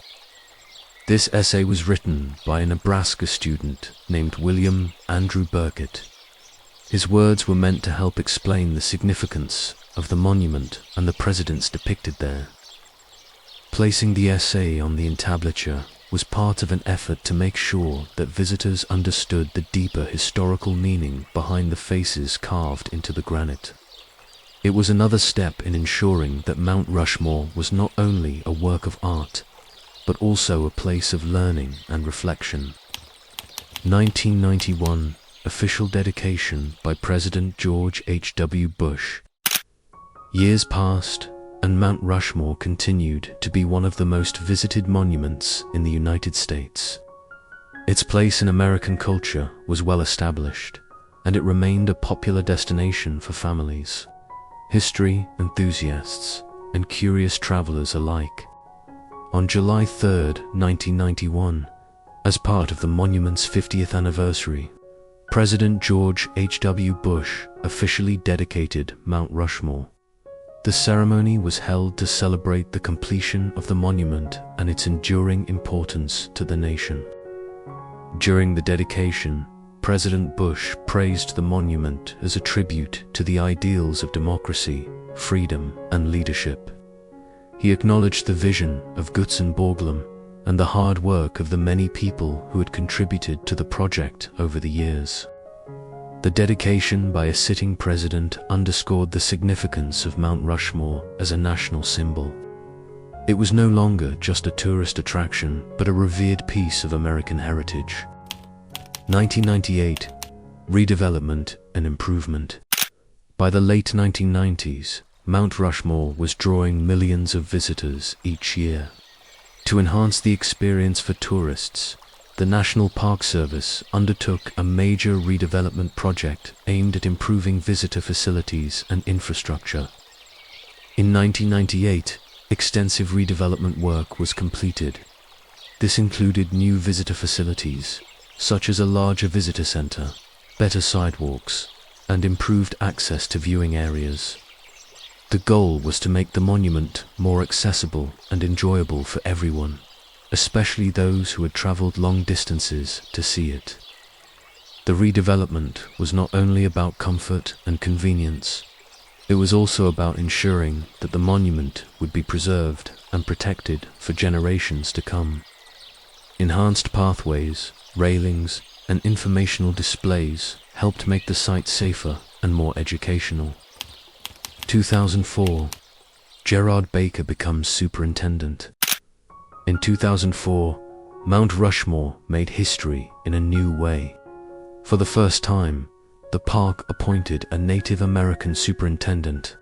His name was Gerard Baker, and he was a member of the Mandan-Hidatsa tribe. Baker brought with him a unique perspective and a deep appreciation for the cultural significance of the Black Hills to Native American tribes. During his time as superintendent, he aimed to introduce broader interpretations of the monument's significance, recognizing that the site held different meanings for different people. Baker worked to ensure that the stories told at Mount Rushmore included those of the Native Americans who had lived in the region for generations before the monument was ever conceived. He encouraged educational programs that acknowledged the complicated history surrounding the Black Hills and Mount Rushmore. His tenure as superintendent marked a significant moment in the monument's history. It showed that Mount Rushmore was evolving, not only as a place of patriotic pride, but also as a place of dialogue, understanding, and respect. 2019, the passing of Nick Clifford. In 2019, the last living carver of Mount Rushmore, Nick Clifford, passed away at the age of 98. Nick Clifford had worked on the monument as a young man during the late 1930s, helping to carve the faces of the 4 presidents. Over the years, Clifford became something of an ambassador for Mount Rushmore. He often spoke to visitors, sharing stories about his time working on the project and signing books about the monument's history. To many, he was a living connection to the past and a reminder of the human effort involved in creating the monument. Clifford's passing marked the end of an era. He was the last of the workers who had been directly involved in the carving process, but his memories and contributions continued to be cherished by those who had the chance to meet him. 2025 proposed edition of Donald J. Trump's likeness. By 2025, Mount Rushmore continued to attract millions of visitors each year.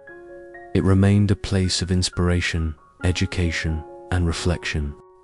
On January 28, 2025, Representative Anna Paulina Luna introduced a bill in the U.S. House of Representatives to add the likeness of President Donald J. Trump to Mount Rushmore.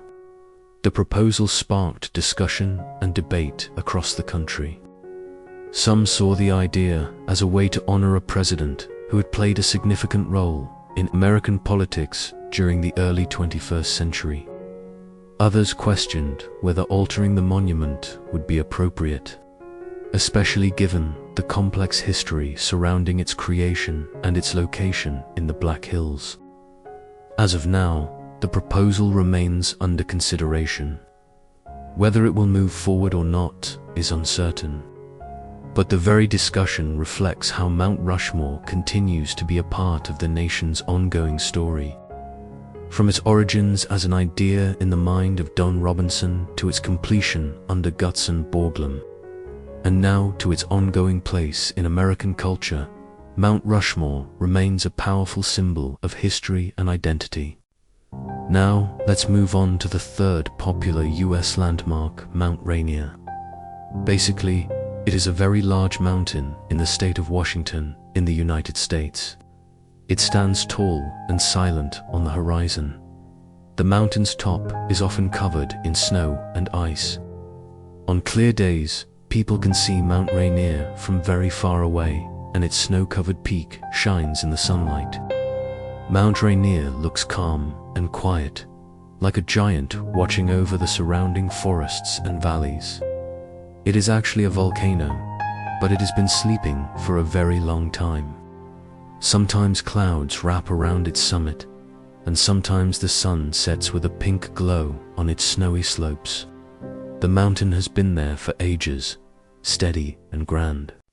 500,000 years ago, formation of the current Mount Rainier. The story of Mount Rainier begins a long, long time ago. More than 500,000 years ago, this great volcano started to form. Deep inside the earth, hot, melted rock called magma pushed upward. When the magma reached the surface, it came out as flowing lava or as ash shooting into the sky. Each eruption added new layers of rock. Bit by bit, eruption by eruption, the mountain grew from the ground. It took an incredibly long time for Mount Rainier to become the mountain we see now. No humans were around in those ancient days. Only wild animals roamed near the growing volcano. Over many eruptions, lava and ash piled up on top of older layers. The volcano kept building itself higher and wider. In other words, it took hundreds of thousands of years for countless eruptions to create the huge mountain. Mount Rainier eventually became a giant among mountains. Long ago, it likely stood as high as about 16,000 feet tall. That is even taller than it is today. At that height, Mount Rainier's peak could be seen from very far in every direction. The mountain dominated the landscape. Its upper slopes were always covered in ice and snow. For centuries, it towered over the land, a mighty volcano rising into the clouds. However, the mountain did not always stay the same. Sometimes, big changes happened to Mount Rainier. The volcano could be calm for a long time, but then a sudden event would reshape it. One of the greatest changes happened about 5,600 years ago. At that time, a huge part of the mountain's peak broke loose and collapsed. Imagine a whole side of the mountain crumbling away. This collapse caused an enormous mud flow, like a river made of mud and rock, to sweep down the mountain's slopes. This massive flow of mud is known today as the Osceola mud flow. The Osceola mud flow was extremely powerful. It rushed down the valleys, carrying rocks, trees, and soil with it. The mud flow traveled very far from the mountain. In fact, it reached all the way to where the city of Tacoma is today, which is over 30 miles from Mount Rainier. It spread out across the land, covering everything in its path with a thick layer of mud and debris. When this event was over, Mount Rainier looked very different. A large chunk of the mountain was gone. The top 1,600 feet of the mountain had been removed by the giant collapse. After this, Mount Rainier was much shorter than before, roughly the height it is in modern times. Where there was once a towering peak, there was now a huge scar on the mountain. The volcano had lost its highest point. Even after losing its peak, Mount Rainier was still a big mountain and an active volcano. After this big change, the mountain remained quiet for a while, but over the next few thousand years, there were smaller eruptions. These later eruptions slowly built a new peak where the old one had collapsed. By around 1,000 years ago, the volcano had grown a new summit on top of the truncated mountain. Scientists know this because they have found layers of ash and lava from those younger eruptions, showing that the mountain rebuilt itself a little. By about 1,000 years ago, Mount Rainier's shape was similar to how it looks today. Since that time, the volcano has been mostly quiet. There have been no major eruptions in the past few centuries. In a sense, the volcano has been sleeping. It still has hot rocks deep inside, but on the surface it is calm. Sometimes a faint plume of steam or a few ashes might be seen, but no large eruptions have happened in modern history. The mountain simply sits peacefully, with glaciers covering its high slopes. While the volcano was slowly forming and changing, the world around it was changing as well. The last ice age ended roughly 10,000 years ago, and the land around Mount Rainier became green with forests. By the time the mountain had its current shape, people had already been living in the region for thousands of years. In fact, scientists have found clues that Native American people were in the Mount Rainier area at least 8,500 years ago. This means that long after the mountain was born, humans arrived and made the mountain part of their world. Archaeologists have discovered ancient artifacts near Mount Rainier that show this early human presence. They have found things like stone tools and arrowheads left behind by those early people. These are like pieces of a puzzle that tell us someone was hunting or camping there a very long time ago. Such evidence reveals that indigenous people have been visiting and using the mountain slopes for millennia. For these early Native American peoples, Mount Rainier was a familiar landmark and a place of abundance. However, they did not live high on the mountain all year long. The winters on Mount Rainier are extremely cold and snowy. Instead, they came to the mountain seasonally, mostly in the warmer months. During the summer, the snow melts back and the high meadows of the mountain fill with grasses, berries, and wildflowers. That is when people would journey up the mountain to hunt animals and gather plants for food. 1833. Dr. Tolmie's European exploration of Mount Rainier. Mount Rainier continued to stand quietly over the landscape, its snow-capped peak glistening in the sunlight. By the early 1800s, more people were beginning to explore the area around the Great Mountain. As the years went by, the mountain became part of new stories and new adventures. In 1833, a man named Dr. William Fraser Tolmie made an important journey near Mount Rainier. Dr. Tolmie was a doctor working for the Hudson's Bay Company, which was a trading company dealing mostly in furs. He traveled to the area looking for special plants that could be used as medicine. At that time, much of the area around Mount Rainier was still wild and unexplored by European settlers. Dr. Tolmie's exploration was one of the first recorded journeys near the mountain. As he walked through the forests and meadows, he was amazed by the beauty of the area. He noted the plants he found, and he learned about how some of them were used by Native American tribes for healing. Although Dr. Tolmie did not try to climb Mount Rainier, his visit was an early step in learning more about the region. Years went by, and more people became interested in exploring Mount Rainier. 1857, Lieutenant Kautz's first documented attempt to ascend Mount Rainier. In 1857, a man named Lieutenant August Valentine Kautz made the first recorded attempt to climb to the top of the mountain. Lieutenant Kautz was part of the U.S. Army, and he wanted to see if it was possible to reach the summit. Lieutenant Kautz and his team started their climb with determination. They made their way up the slopes, facing rough terrain and changing weather.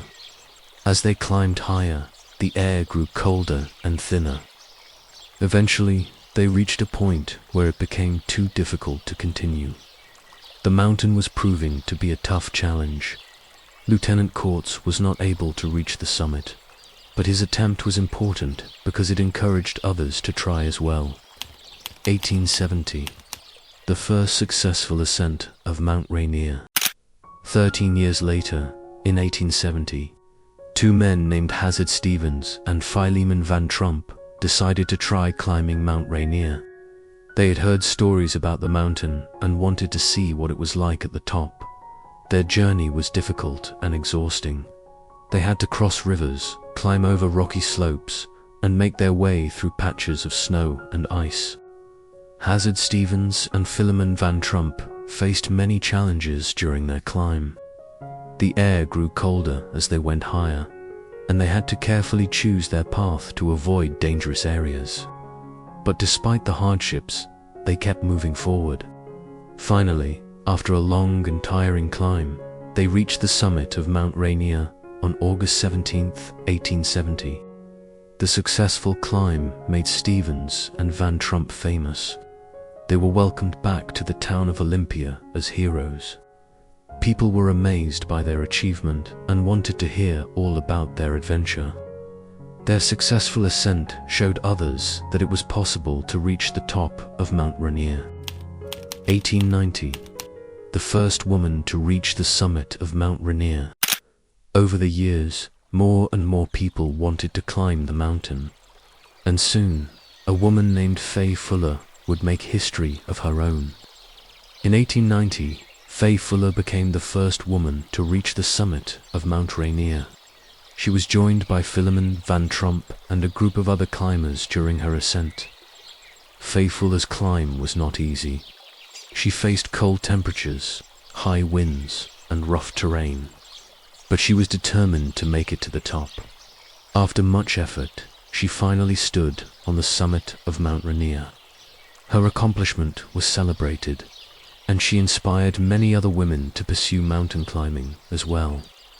By the end of the 1800s, Mount Rainier had become known as a place of adventure and exploration. People from different parts of the country wanted to experience the challenge and beauty of climbing the mountain. As more climbers reached the summit, Mount Rainier's fame continued to grow. The mountain's history of exploration and climbing was just beginning, and soon even greater changes would come to Mount Rainier and the land surrounding it. As the 1800s came to a close, Mount Rainier had already become a well-known landmark in the Pacific Northwest. But more than just a challenge for climbers, it was recognized as a special place of natural beauty and wonder. People were beginning to think about ways to protect it. 1893, the designation of Mount Rainier as part of the Pacific Forest Reserve. In 1893, Mount Rainier and the surrounding area were designated as part of the Pacific Forest Reserve. The purpose of this reserve was to protect the mountains, forests, and watersheds. By setting aside this land, the government hoped to prevent logging and other activities that could harm the natural environment. It was one of the first steps toward preserving the beauty and resources of Mount Rainier for future generations. But the idea of protecting Mount Rainier didn't stop there. As more people visited the mountain, they started to see the need for even greater protection. They wanted the mountain to be kept safe and accessible for everyone to enjoy. 1899, the establishment of Mount Rainier National Park. On March 2, 1899, something very important happened. President William McKinley signed a piece of legislation that officially established Mount Rainier National Park. This made Mount Rainier the 5th national park in the United States. The park covered a large area of land, about 236,381 acres. It included the mountain itself, along with its glaciers, forests, rivers, and meadows. Creating a national park was a big step. It meant that the land would be protected from activities like logging or mining. It also meant that the natural beauty of Mount Rainier would be preserved for visitors to enjoy. People could now come to the park to see the mountain, hike its trails, and explore its natural wonders. As the years went by, more visitors began coming to Mount Rainier National Park. To make their visits more enjoyable, facilities were built to help them experience the mountain's beauty. As the years went by, more visitors began coming to Mount Rainier National Park. To make their visits more enjoyable, facilities were built to help them experience the mountain's beauty. 1906, the opening of the national park. In 1906, the national park opened. This provided a place for visitors to stay during their trips to Mount Rainier. It was built near a place called Longmire, which had hot springs and beautiful views of the mountain. The inn offered cozy rooms and warm meals, making it easier for people to spend time exploring the park. The creation of the inn showed how popular Mount Rainier was becoming. More and more people wanted to visit the park, and they needed places to stay and rest. Other buildings and roads were also built to help visitors reach different parts of the park. 1913, the Mount Rainier Park's first permanent ranger. By 1913, the park was becoming more organized. That year, John B. Flett was hired as the park's first permanent ranger.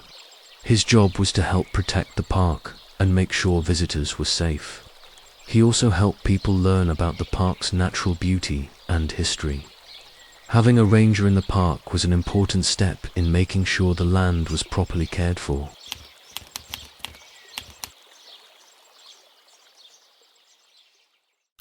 As the years went on, more trails were created to help visitors explore the park. One of the most famous trails was called the Wonderland Trail. It was completed in 1915 and made a loop around Mount Rainier. The trail was very long, about 130 to 140 miles. Hikers could walk along the trail and see many different parts of the mountain, from its glaciers to its forests. The Wonderland Trail became popular with hikers who wanted to experience the beauty of Mount Rainier up close. Walking along the trail, they could see wildflowers blooming in the meadows, listen to the sounds of rushing rivers, and feel the cool breeze coming down from the glaciers. It was a wonderful way to enjoy the park's natural beauty. Over time, Mount Rainier National Park continued to grow and change. People from all over the country came to visit the park and see the great mountain. It became a place of adventure, learning, and relaxation. And even though the park was now protected, its history was far from over. The creation of Mount Rainier National Park was just the beginning of its journey as a protected and cherished place. In the years to come, many more events would shape the park's history and the way people experienced its beauty. As the early 1900s continued, Mount Rainier National Park grew in popularity. More people wanted to visit the mountain and explore the beautiful landscapes it offered. To help them enjoy their time in the park, more facilities and services were built. 1924, the opening of the Longmire Museum. In 1924, the Longmire Museum opened. It was created to help visitors learn about the park's natural and cultural history. Inside the museum, people could see displays about the animals, plants, and geology of the area. There were also exhibits about the history of the Native American tribes, who had lived near Mount Rainier for generations. The Longmire Museum was important because it helped people understand and appreciate the park's beauty and history. It also provided a place where visitors could ask questions and get helpful information about their trip. Over the years, the museum would grow and change, but it would always be an important part of the park. 1931, the construction of the Paradise. Another important development happened in 1931. The Paradise, which had been built in 1916, was expanded to accommodate more visitors. The Paradise Inn was located near a popular area of the park called Paradise, which was known for its stunning views of Mount Rainier and its colorful wildflower meadows. Paradise was one of the most visited areas of the park, and the inn provided a comfortable place for people to rest during their visit. It had cozy rooms, a dining area, and large windows where guests could look out and see the mountains' snow-covered slopes. The expansion of the Paradise Inn showed how much people loved visiting Mount Rainier. More and more tourists were coming to the park, and they needed places to stay and enjoy the scenery. The park's popularity continued to grow as word spread about its beauty. But while the park was welcoming more visitors, it was also experiencing occasional dangers. 1946, a transport plane crashed into Mount Rainier. One of the most tragic events happened in 1946. On December 10th of that year, a Curtiss Commando R-5C transport plane crashed into Mount Rainier. The plane was carrying 32 US Marines, and sadly, all of them lost their lives in the accident. The crash was the deadliest accident ever to occur on the mountain. The rugged terrain and harsh weather made it difficult for rescue teams to reach the crash site. The event was a sad moment in the mountain's history, and it reminded people of the risks and challenges that could come with traveling through the area. 1947. Formation of unidentified flying objects over Mount Rainier. Just 1 year later, in 1947, something unusual happened near Mount Rainier. On June 24th, a pilot named Kenneth Arnold was flying his airplane near the mountain when he saw something strange. He reported seeing a formation of flying objects moving quickly through the sky. Arnold described the objects as moving like saucers skipping over water. His description led to the term flying saucers becoming popular when talking about unidentified flying objects, or UFOs. Although nobody knows for sure what Arnold saw that day, his report became famous and sparked interest in UFO sightings around the world. The incident near Mount Rainier was one of the first widely reported UFO sightings in modern history. Even though it had nothing to do with the mountain itself, it brought more attention to the area and added another layer to Mount Rainier's unique story. Through all of these events, Mount Rainier remained a beautiful and majestic presence. People continued to visit the park to enjoy its natural beauty and to learn about its history. The mountain's story was growing richer with each passing year. As time went on, people would continue to explore, study, and protect Mount Rainier. The park's legacy was far from over, and many more important moments would shape its future. Mount Rainier continued to attract visitors and adventurers from all over the country. People came to admire its towering peak, explore its lush forests, and walk through its colorful meadows. But as more people visited the park, there was also a growing awareness of the need to protect the mountain's natural beauty. 1988, the U.S. Congress designation of Mount Rainier National Park. In 1988, the United States Congress made an important decision to help preserve Mount Rainier's wilderness. They designated about 97% of Mount Rainier National Park as the Mount Rainier Wilderness. This meant that the majority of the park would be kept in its natural, untouched state. The goal was to protect the plants, animals, and landscapes from harmful activities, making sure the area would remain beautiful and healthy for future generations. The Mount Rainier Wilderness designation was part of a larger effort across the United States to protect special natural areas. It helped ensure that Mount Rainier's forests, meadows, rivers, and glaciers would be carefully preserved. Visitors could still enjoy the park, but certain activities like logging or building new roads were not allowed in the protected wilderness areas. By this time, Mount Rainier National Park had already become a popular destination for hikers, campers, and nature lovers. The park's trails and campsites allowed people to explore the wilderness while respecting the land's natural beauty. The Wonderland Trail, which circled the entire mountain, continued to be one of the most beloved hiking routes in the park. 1997, a National Historic Landmark. In 1997, something special happened that recognized the importance of Mount Rainier National Park's management and planning.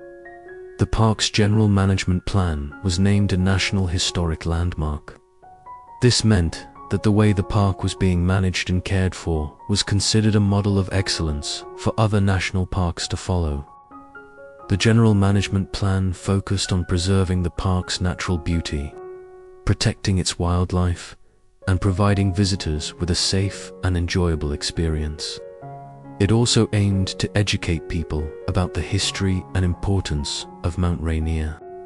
The recognition as a National Historic Landmark showed that the park's efforts to protect and share its natural wonders were being noticed and appreciated. But even as Mount Rainier was being carefully protected, nature continued to show its power. 2006. Severe flooding. In November of 2006, the park experienced severe flooding that caused extensive damage to roads, trails, and other facilities. Heavy rains poured down on the mountain, causing rivers to swell and overflow their banks. The flooding was so intense that parts of the park had to be closed to visitors while repairs were made. Bridges were washed away, trails were damaged, and sections of road were completely destroyed. It was a difficult time for the park, but the damage was gradually repaired with hard work and dedication. The flood of 2006 was a reminder that Mount Rainier is not only beautiful but also powerful and unpredictable. Even though the park was carefully protected, natural events could still cause major changes. However, the park's resilience and the efforts of those who cared for it ensured that it would continue to welcome visitors for many years to come. Throughout all these changes, Mount Rainier remained a beloved and iconic part of the Pacific Northwest. The mountain's snowy peak continued to rise above the forests and meadows, standing tall and timeless. Visitors continued to come to the park to hike, camp, and simply enjoy the beauty of nature. Mount Rainier's story was far from over. As the years went by, more efforts would be made to preserve the mountain's wilderness and share its wonders with future generations. And just as the mountain had stood for thousands of years, it would continue to stand for many more, watching over the land in calm, silent majesty. After the flood of 2006, Mount Rainier National Park continued to improve its efforts to protect the natural environment. Scientists studied the glaciers, rivers, and forests to better understand how they were changing over time. Climate change was becoming a growing concern, and researchers wanted to make sure that the park would be able to adapt to new challenges. Over the years, more efforts were made to preserve the park's natural beauty. Programs were created to help visitors learn about the importance of conservation. Guided hikes, educational displays, and informational talks helped people understand how special Mount Rainier was and why it needed to be protected. 2025. The Puyallup Tribe. In 2025, something important happened that reflected a growing desire to honor the cultural history of the region. The Puyallup Tribe, whose ancestors had lived near Mount Rainier for thousands of years, began efforts to restore the mountain's original indigenous name. For many Native American tribes in the area, Mount Rainier was known by names like Tahoma or Tacoma. These names were deeply connected to their cultural traditions and stories. By working to restore the mountain's original name, the Puyallup Tribe aimed to honor their heritage and share their history with others. The movement to restore the indigenous name of Mount Rainier was part of a larger effort across the country. Many Native American tribes were working to reclaim traditional place names that had been replaced by European names over the years. It was a way to recognize the deep connections that indigenous people had with the land. The effort to honor the mountain's original name was welcomed by many people who appreciated the importance of recognizing cultural history. Even though Mount Rainier National Park was created to protect the natural environment, it was also important to acknowledge the rich human history connected to the area. As Mount Rainier continued to stand tall and majestic, its legacy grew richer. The park was not only a place of natural beauty, but also a place of cultural significance. By learning about the mountain's history, visitors could better appreciate the many layers of its story. Through all the changes and challenges, Mount Rainier remained a symbol of strength and beauty. It continued to attract visitors from around the world who wanted to see its snowy peak, walk through its meadows, and hike along its rugged trails.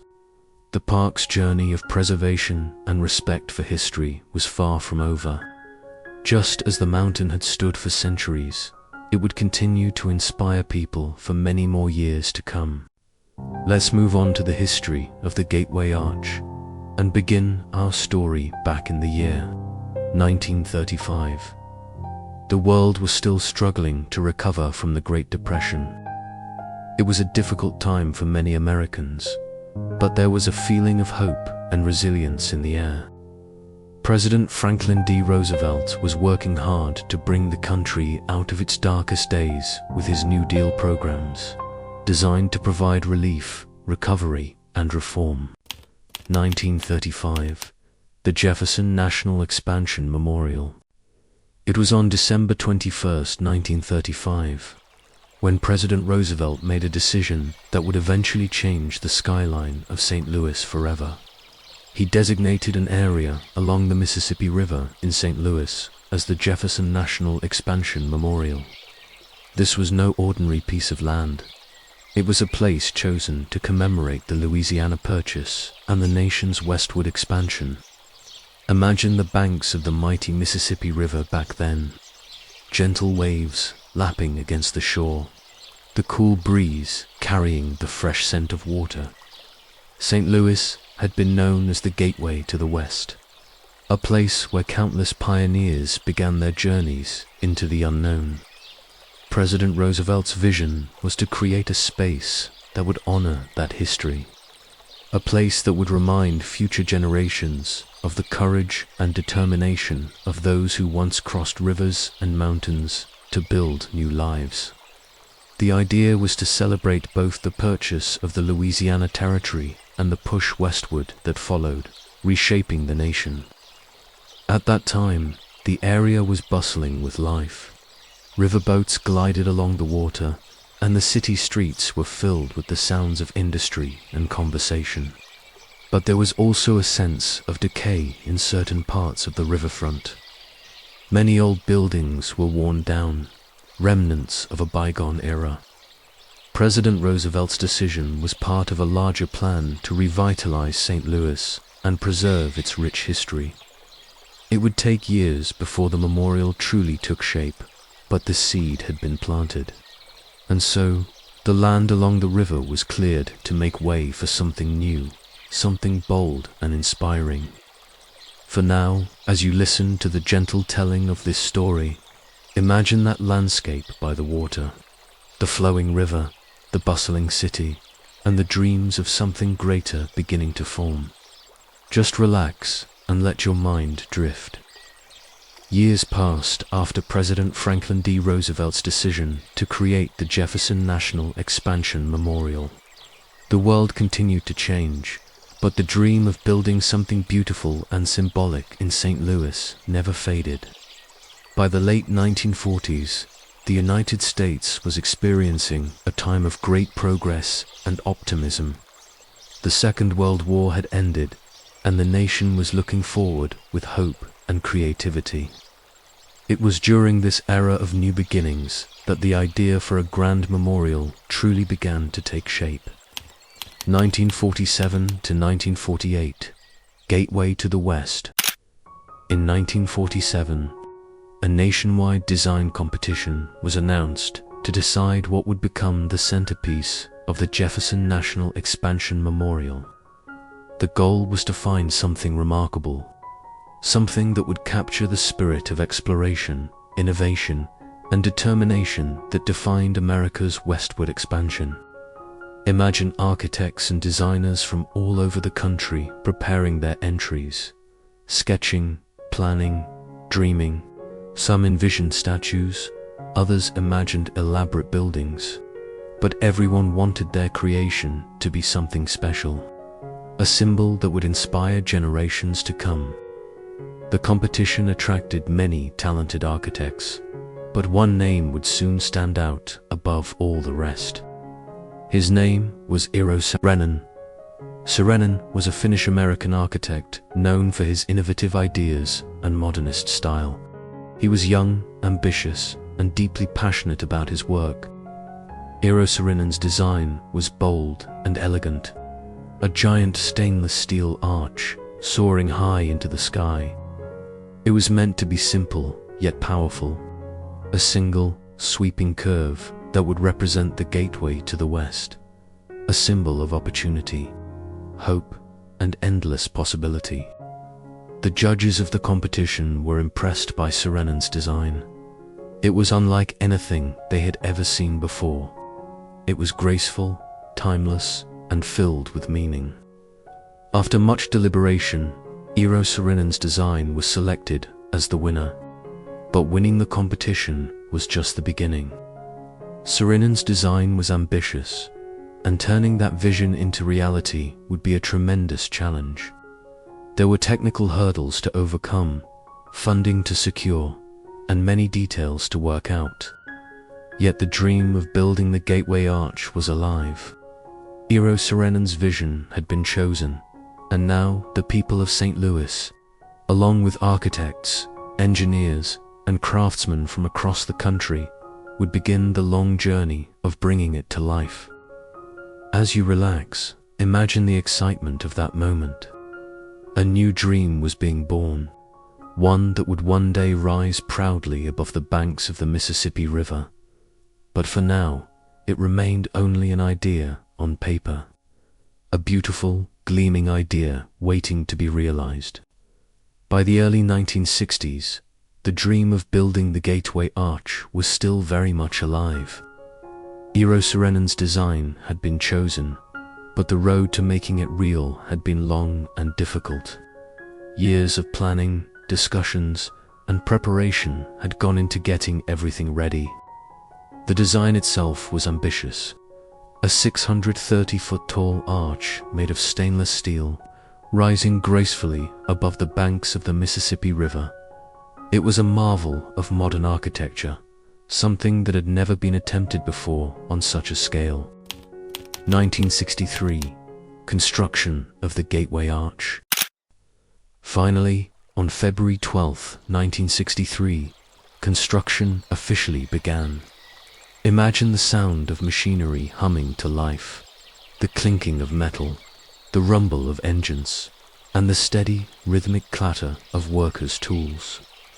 Engineers, builders, and craftsmen gathered to begin the enormous task of turning Eero Saarinen's vision into a towering reality. The construction process was complex and required incredible precision. The arch would be built from the ground up, with each section being carefully lifted and put into place. The workers faced many challenges, from technical issues to the sheer difficulty of working at such great heights.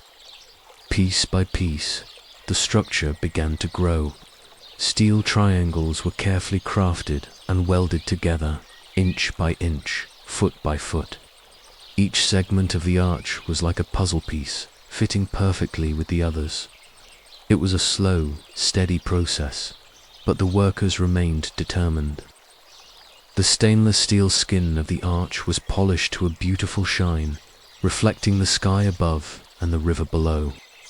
As the months went by, the structure rose higher and higher, becoming a beacon of progress and creativity.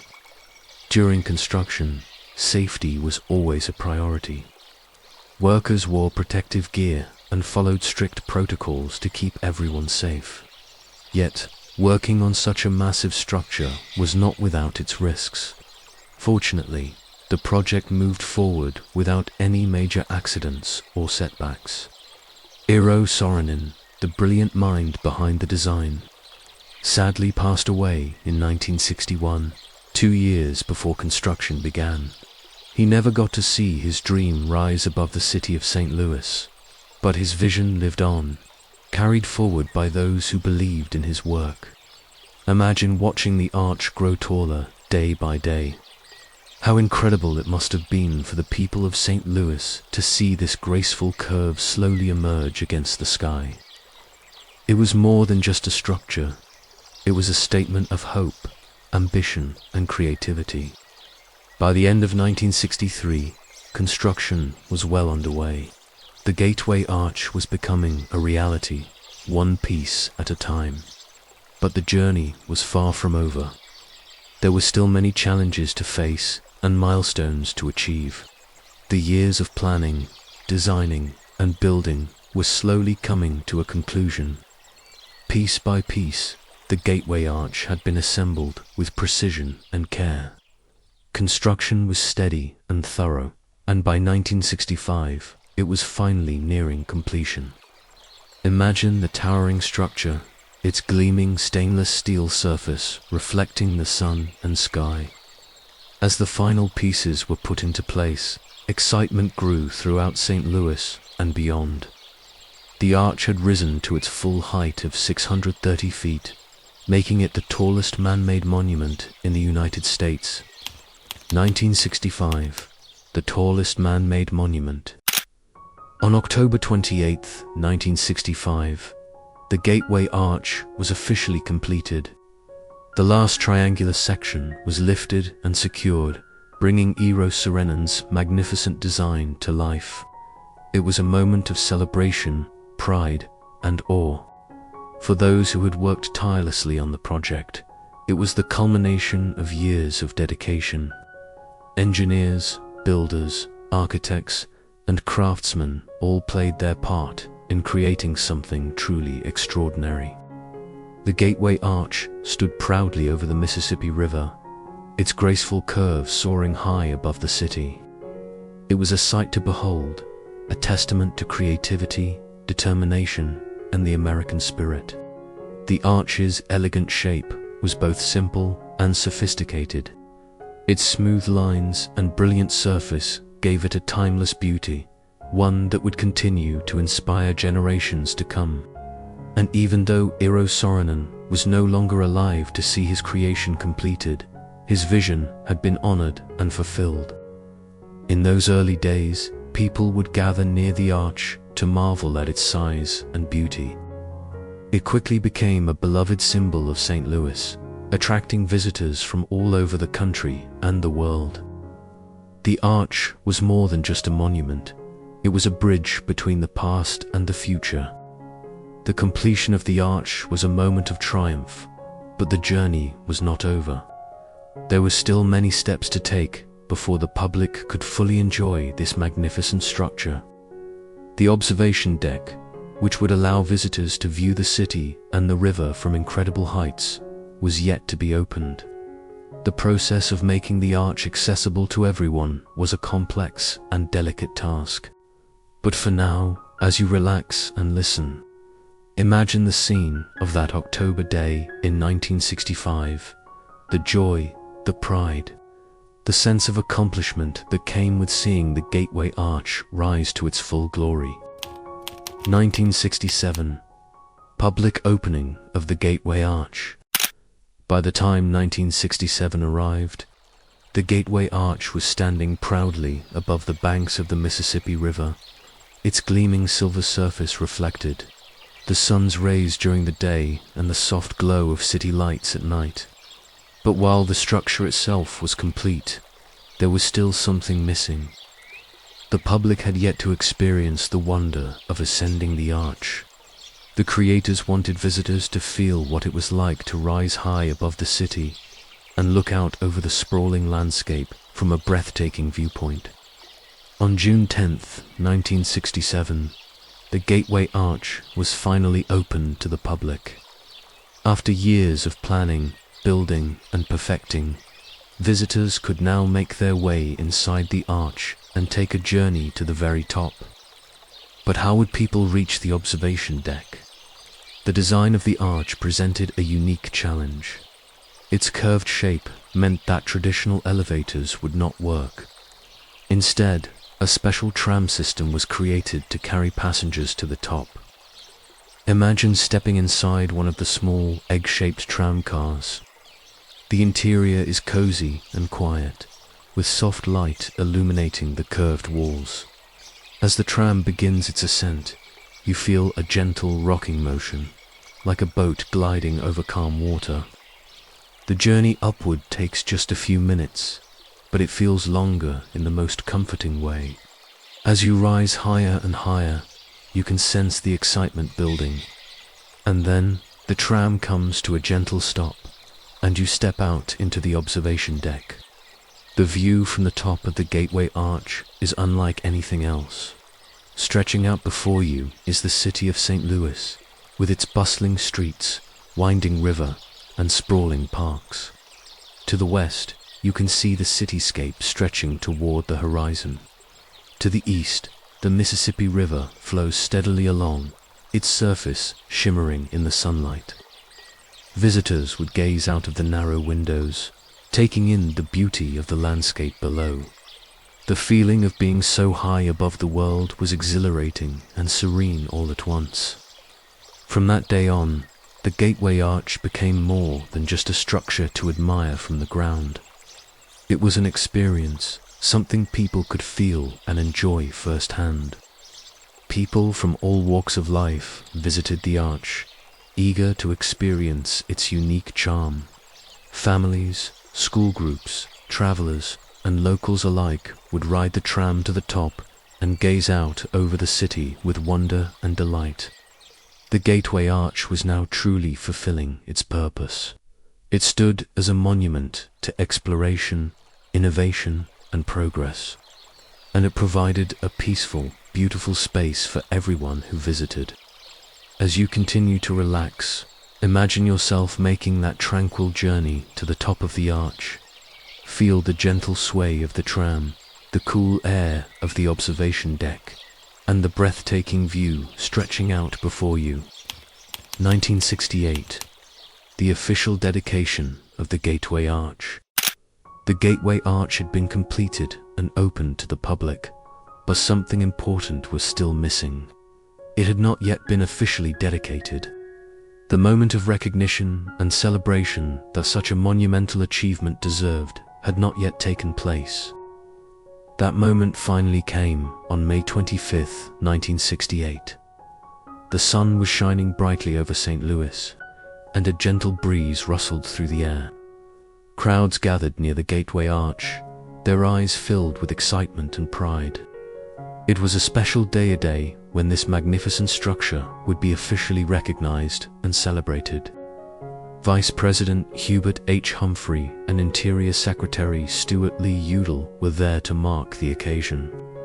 Their presence added a sense of significance and honor to the event. Speeches were given, words of appreciation were shared, and the beauty of the arch was admired by everyone in attendance.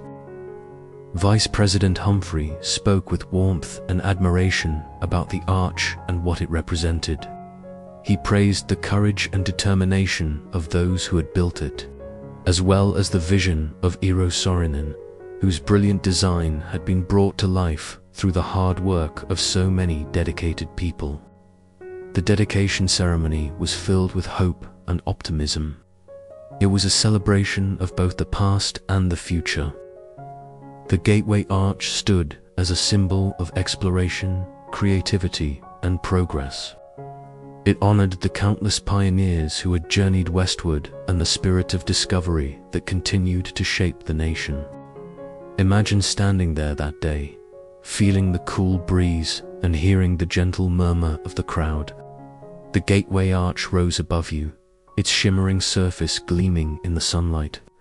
It was a moment of pride and accomplishment, a moment when dreams and hard work had come together to create something truly remarkable.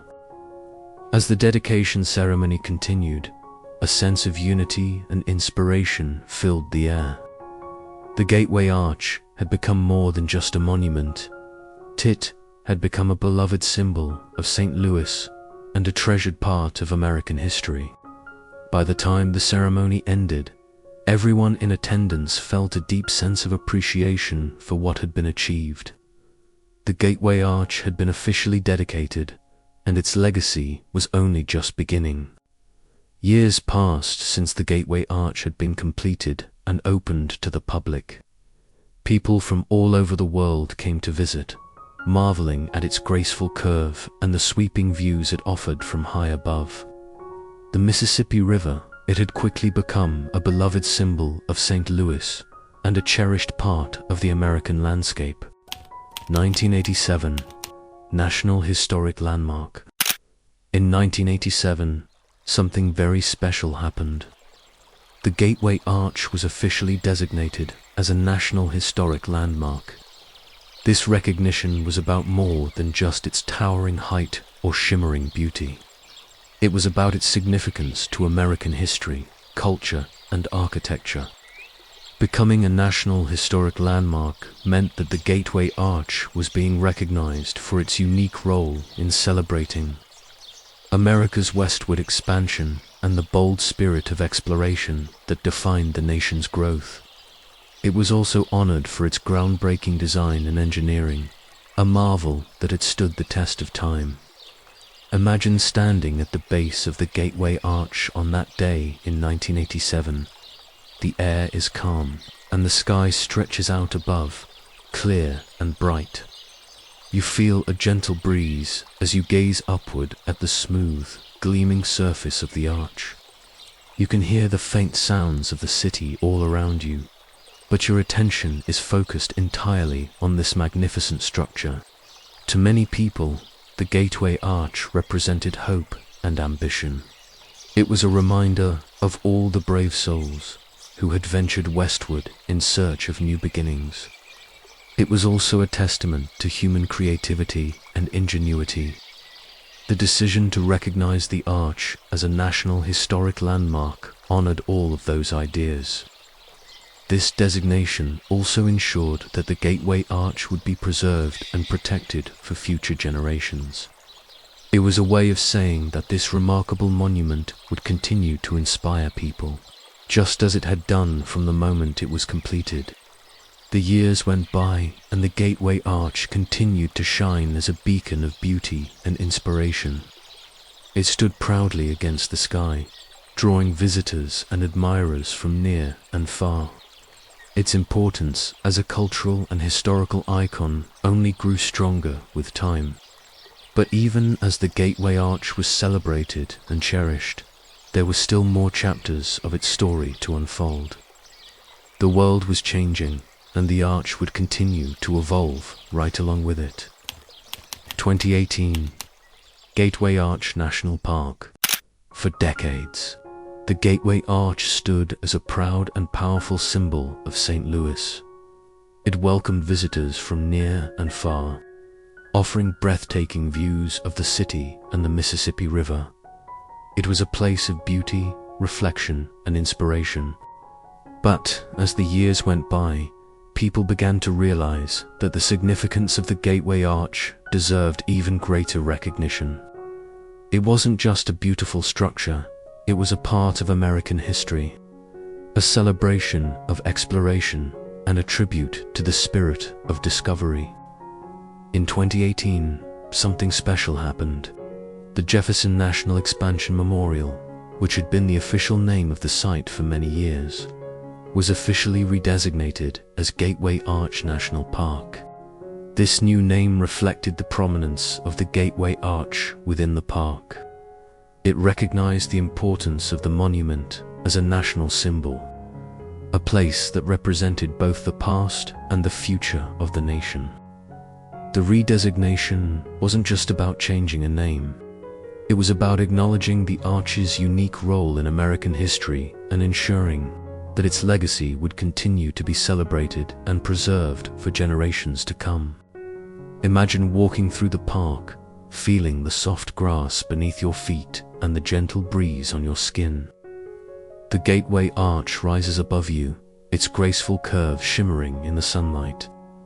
Around you, visitors explore the grounds, enjoying the beauty and significance of the place. The redesignation also brought improvements to the park. Efforts were made to enhance visitor experiences, providing more educational opportunities and creating new ways for people to connect with the history and meaning of the Gateway Arch. For the people of St. Louis and for visitors from around the world, the Gateway Arch National Park became a cherished destination. It was a place where people could reflect on the past, celebrate the present, and dream about the future. The park itself became a peaceful oasis, a place where people could gather, relax, and enjoy the beauty of the landscape. It was more than just a monument, it was a living, breathing part of the community. As you continue to rest, imagine yourself strolling through Gateway Arch National Park, feeling the calmness of the surroundings and the gentle warmth of the sun. The arch stands above you, timeless and beautiful, a symbol of hope and inspiration. 2025. Extensive renovations. The Gateway Arch National Park continued to attract visitors from all around the world. People came to experience its beauty, learn about its history, and reflect on what it represented. But the story of the park was still unfolding. In 2025, a new chapter began. The old St. Louis Courthouse, a historic part of the Gateway Arch National Park and the site of the famous Dred Scott decision, was undergoing extensive renovations. The courthouse had long been a place of historical importance. It was there that Dred Scott, an enslaved man, had fought for his freedom in a legal battle that would later become one of the most significant events leading up to the American Civil War. The case raised profound questions about freedom, justice, and equality, questions that continued to resonate throughout American history. As the years went by, the old St. Louis Courthouse remained a powerful symbol of the nation's struggles and triumphs. But by 2025, it was clear that the courthouse needed improvements to ensure that it could continue to share its important stories with future generations. The renovations were designed to improve accessibility, enhance educational exhibits, and provide visitors with a more meaningful experience. Careful attention was paid to preserving the courthouse's historic character while making it welcoming and accessible to everyone. Alongside the renovations, a special event was planned to celebrate the reopening of the courthouse. It was called the Journey to Justice Festival, scheduled for May 3, 2025. Imagine the excitement in the air as preparations were made for the festival. People from all walks of life were invited to come together and reflect on the courthouse's history, the struggles for justice that had taken place there, and the progress that had been made since those early days. The festival featured storytelling sessions, educational programs, art displays, and musical performances. It was a joyful celebration of history, resilience, and the ongoing pursuit of justice. For visitors, the festival was a chance to connect with the past while celebrating the future. It was a moment of healing, learning, and inspiration. As you rest and listen, imagine yourself walking through the renovated courthouse. The rooms are filled with stories of courage and determination. You can feel the weight of history, but also the hope for a brighter future. The Gateway Arch National Park continued to evolve, adding new layers of meaning and significance to its already rich legacy. It was a place where history and progress coexisted, reminding everyone who visited of the strength and resilience of the human spirit. The Gateway Arch has stood proudly above the banks of the Mississippi River for decades. Its graceful curve has become a beloved symbol of St. Louis, a monument to exploration, innovation, and resilience. Throughout its history, the Gateway Arch has meant different things to different people. For some, it is a celebration of the nation's westward expansion, a reminder of the courage and determination of pioneers who journeyed into the unknown. For others, it is a powerful architectural achievement, a testament to the brilliance of Eero Saarinen's design and the skill of those who built it. The arch has also become a symbol of progress and change. It has witnessed moments of great joy and celebration, but also times of struggle and transformation. It stands as a reminder that history is never truly complete, that each generation has the power to shape the future. Over the years, the Gateway Arch has continued to welcome visitors from around the world. It has provided countless people with moments of wonder, inspiration, and reflection. The view from its observation deck has given people a new perspective on the world, encouraging them to dream and explore. As the years have gone by, the park surrounding the Gateway Arch has grown and evolved. Renovations, festivals, and new educational opportunities have ensured that the arch's legacy remains vibrant and relevant. The story of the Gateway Arch is one of creativity, resilience, and hope. It is a story of people coming together to build something beautiful, to honor the past while looking toward the future. As you rest, imagine standing at the base of the Gateway Arch, gazing up at its shining surface. The sky above is vast and calm, and the gentle sound of the Mississippi River flows in the background. You feel a sense of peace and connection, knowing that this place has brought so much inspiration and joy to so many. The Gateway Arch will continue to stand for generations to come, sharing its beauty, its history, and its message of hope. It will remain a beloved symbol of St. Louis and a cherished part of the American landscape. And now, as our journey comes to a close, you can let your mind drift into a deep and restful sleep. The Gateway Arch will be here whenever you wish to return to its peaceful story. Now let's take a look at Lincoln Memorial, one of America's most cherished landmarks. From its earliest beginnings as an idea after President Abraham Lincoln's assassination, to the powerful moments of history that unfolded on its steps and into its lasting legacy today. We'll slowly walk through it all together. 1867 to 1910, the birth of a monument. Imagine drifting back through time to the years following the Civil War. The nation was still mending its wounds, slowly stitching itself back together after years of division and conflict. It was a time when people looked to the future, but their hearts and minds remained deeply tied to the past. In the quiet aftermath of the Civil War, one towering figure lingered in the thoughts of Americans everywhere: Abraham Lincoln, the president who had led the country through its darkest days, the man whose words had inspired hope and unity even when the nation was at its most divided. And then, his life was tragically cut short in 1865, when he was assassinated by John Wilkes Booth at Ford's Theater in Washington, D.C. 2 years later, in 1867, Congress decided to honor the memory of President Lincoln in a way that would last for generations. They established the Lincoln Monument Association, a group tasked with planning and creating a proper memorial dedicated to the late president. The desire to honor Lincoln's legacy was strong, but the path forward was far from clear. For years, different groups and leaders debated how to best commemorate Lincoln. Some suggested grand statues, while others envisioned towering columns or elaborate monuments. But the nation was still recovering from the scars of war.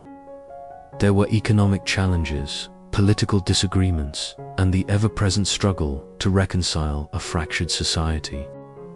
Through the decades that followed, the idea of a memorial continued to be discussed, but it struggled to gain real momentum. People couldn't seem to agree on what would be most appropriate. Should it be a simple statue, standing humbly to reflect Lincoln's modesty? Or should it be something grand, a towering testament to his impact on the nation? As the years passed, the dream of a memorial lingered like a gentle whisper, never quite fading away. It was clear to everyone that Abraham Lincoln deserved a place of honor, but finding the right way to celebrate his legacy remained a challenge. By the early 1900s, a renewed sense of purpose began to grow. America was entering a new century, full of promise and progress. And as the nation looked forward, the desire to properly honor one of its greatest leaders grew stronger. Then, in 1910, after decades of deliberation and various proposals, Congress officially approved the construction of the Lincoln Memorial. They established the Lincoln Memorial Commission to oversee its design and determine its location. It was finally happening after so many years of debate. The vision for a tribute to Abraham Lincoln was beginning to take shape. As the commission prepared to bring this vision to life, excitement built across the country. People began to imagine what this new memorial might look like, how it would stand as a testament to Lincoln's greatness. But the journey was just beginning. 1910 to 1922, building a vision. Picture a calm morning in Washington, D.C. The air is still, and the gentle hum of the city's daily life is just beginning. It's 1910, and Congress has officially approved the construction of the Lincoln Memorial. Finally, the dream of honoring Abraham Lincoln with a grand monument is beginning to take shape. The Lincoln Memorial Commission, established to guide this effort, had a crucial task ahead of them. They needed to decide on the memorial's design, its location, and how to make it worthy of the man it was meant to honor. The commission turned to an architect named Henry Bacon, a man known for his classical designs and deep appreciation for history. When Bacon presented his vision, it was clear that he wanted something timeless, something that would reflect the greatness of Lincoln's legacy for generations to come. Inspired by classical Greek temples, Bacon designed the memorial to resemble the Parthenon, a structure meant to symbolize the principles of democracy, justice, and equality. With its grand columns and serene, open spaces, the design was intended to convey a sense of dignity and strength. But choosing a design was only the beginning. The commission also had to settle on a location. After much debate, they chose a spot along the western end of the National Mall, looking out over the reflecting pool towards the Washington Monument and the U.S. Capitol. It was a place where Lincoln's presence could be felt, surrounded by the symbols of the nation he worked so hard to preserve. The years that followed were filled with meticulous planning and preparation. By 1914, construction finally began. Workers broke ground on February 12th, chosen to honor Lincoln's birthday. The air was cool and crisp, the sky a soft shade of blue as shovels met earth. For the next 8 years, the site was alive with the sounds of hammers, chisels, and the steady rhythm of progress. Stone by stone, the memorial began to rise. Crews worked with precision, carefully crafting the marble columns and the intricate details that would define the structure. One of the most impressive features was the colossal statue of Lincoln himself, seated with a calm, contemplative expression. Designed by sculptor Daniel Chester French, the statue was meant to capture Lincoln's wisdom, strength, and kindness. The marble figure was carved by the Picciarelli brothers, renowned stone carvers, known for their dedication to excellence. Despite challenges and delays, the work continued with steady determination. The nation watched eagerly as the memorial took shape, growing taller and more magnificent with each passing year. Finally, on May 30th, 1922, the Lincoln Memorial was completed and dedicated. It was a bright and beautiful day, with approximately 50,000 people gathered to witness the dedication ceremony. Among them was President Warren G. Harding and, most notably, Lincoln's own son, Robert Todd Lincoln, now an elderly man, attending the ceremony to honor his father's memory. The dedication was a powerful moment, filled with speeches and reflection, but it was also a reminder of the deep divisions that still existed in the nation. The audience was segregated, with black attendees forced to sit in a separate section, a reflection of the racial tensions that continued to shape America. Yet, despite these painful realities, the Lincoln Memorial stood as a symbol of hope and progress. It was a place where people could come to reflect on the ideals that Lincoln had championed: freedom, equality, and unity. 1922 to 1939, a symbol of change. The Lincoln Memorial now stood proudly at the western end of the National Mall. Its white marble columns rose high into the air, gleaming in the sunlight and glowing softly under the moon. It was a place where people came to reflect, to honor Lincoln's memory, and to feel connected to the ideals he had represented. But the memorial was more than just a beautiful structure. From the very beginning, it became a gathering place for people seeking hope and justice. Over the years, it would take on new meaning as a powerful symbol for those striving to make the country a better place. As the 1920s and 1930s unfolded, the United States continued to grapple with deep social and racial divides. Despite the promise of equality written into the nation's founding documents, many Americans were denied their basic rights. Discrimination, segregation, and inequality remained a painful reality for millions. Yet, in the midst of these struggles, people continued to push for change. The Lincoln Memorial, with its dedication to a man who had fought for freedom and unity, naturally drew those who sought justice and fairness. One of the most memorable and inspiring moments during this time took place on Easter Sunday, April 9th, 1939. An African-American singer named Marian Anderson had been invited to perform in Washington, D.C., but her request to use Constitution Hall was denied by the Daughters of the American Revolution because of her race. The decision sparked outrage and disappointment. But instead of giving up, Anderson's supporters, including First Lady Eleanor Roosevelt, arranged for her to perform at the Lincoln Memorial instead. It was a bold and symbolic choice. Imagine that day, the air cool but filled with the warmth of anticipation. A crowd of 75,000 people gathered on the steps and lawn of the memorial, their faces turned toward the stage where Marian Anderson would sing. Many more tuned in to the national radio broadcast, listening from their homes across the country. Standing before the towering statue of Abraham Lincoln, Marian Anderson began to sing. Her rich, soulful voice carried through the air, filling the space with beauty and power. Songs like America and Ave Maria echoed across the reflecting pool, her voice strong and unwavering. It was more than a concert.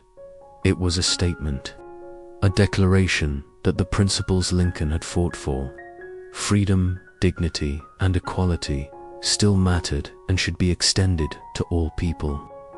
Marian Anderson's performance would be remembered as a turning point, not only for her career but also for the nation's ongoing struggle for civil rights. And so, the Lincoln Memorial continued to stand as a beacon of hope. Its steps and columns would witness many more moments of courage and change as people gathered to make their voices heard. 1939 to 1963, a dream shared. The Lincoln Memorial had already become a place of powerful symbolism. Its grandeur and solemnity seemed to inspire those who sought justice, equality, and freedom. And by the mid-20th century, the memorial's role as a stage for change would reach new heights. The years following Marian Anderson's unforgettable performance were marked by great struggles and great hopes. America was changing, but not quickly enough for those who continued to face discrimination, segregation, and oppression. The civil rights movement was gathering strength, fueled by the courage of ordinary people who refused to accept inequality. They marched, they spoke, and they stood up for what was right. And the Lincoln Memorial, with its connection to a leader who had fought for freedom and unity, became an important place for their cause. It was against this backdrop that one of the most significant moments in American history unfolded. On August 28, 1963, more than 250,000 people gathered at the Lincoln Memorial for the March on Washington for Jobs and Freedom. It was one of the largest demonstrations for civil rights the nation had ever seen. Imagine standing in that crowd on a warm summer day, the air buzzing with anticipation, voices mingling together as people from all walks of life came together, united by a shared hope for a better future. The reflecting pool stretched out before them, shimmering under the sun. And then, from the steps of the Lincoln Memorial, Dr. Martin Luther King Jr. rose to speak. His voice was calm, yet powerful. His words were measured, yet filled with passion. "I have a dream," he began. And as he continued, his voice grew stronger, reaching out across the crowd and beyond. He spoke of a future where people would be judged by the content of their character, not the color of their skin. A future where freedom and justice would truly be enjoyed by all. The speech was beautiful and stirring, delivered with a sense of urgency and grace. And as the words filled the air, they seemed to linger around the marble columns and echo down the reflecting pool. It was as if the very spirit of Abraham Lincoln was listening. That day, Dr. King's speech became known as the "I Have a Dream" speech. It remains one of the most iconic and cherished speeches in American history, a testament to the power of words and the enduring struggle for equality. The Lincoln Memorial had once again proven itself to be more than just a building. It was a place where dreams were shared, where voices were heard and where change began. 1963 to 2003, marking the moments. The Lincoln Memorial continued to stand tall and steady, its columns gleaming softly under the daylight and shimmering gently in the glow of the night. It had witnessed so much history already, and yet its role as a place of remembrance and hope was far from over. After Dr. Martin Luther King Jr.'s powerful speech in 1963, the Lincoln Memorial became even more firmly rooted in the nation's consciousness as a place where change could be inspired and where voices demanding justice could be heard. In the years that followed, many more gatherings and demonstrations would take place on its steps and grounds. Protesters and advocates from various movements found inspiration in the memorial's silent but powerful presence. It had become a stage not only for speeches, but for peaceful demonstrations aimed at making the country a better, fairer place. Throughout the 1970s and 1980s, the Lincoln Memorial continued to serve as a backdrop for calls for social change. It was a place where people could gather and feel that their voices mattered, that their struggles were part of a larger story of progress. 2003. Reflection and Renewal. The Lincoln Memorial continued to stand gracefully at the western end of the National Mall, a place where people from all walks of life gathered to reflect, to protest, to celebrate, and to honor the memory of Abraham Lincoln and all that he represented.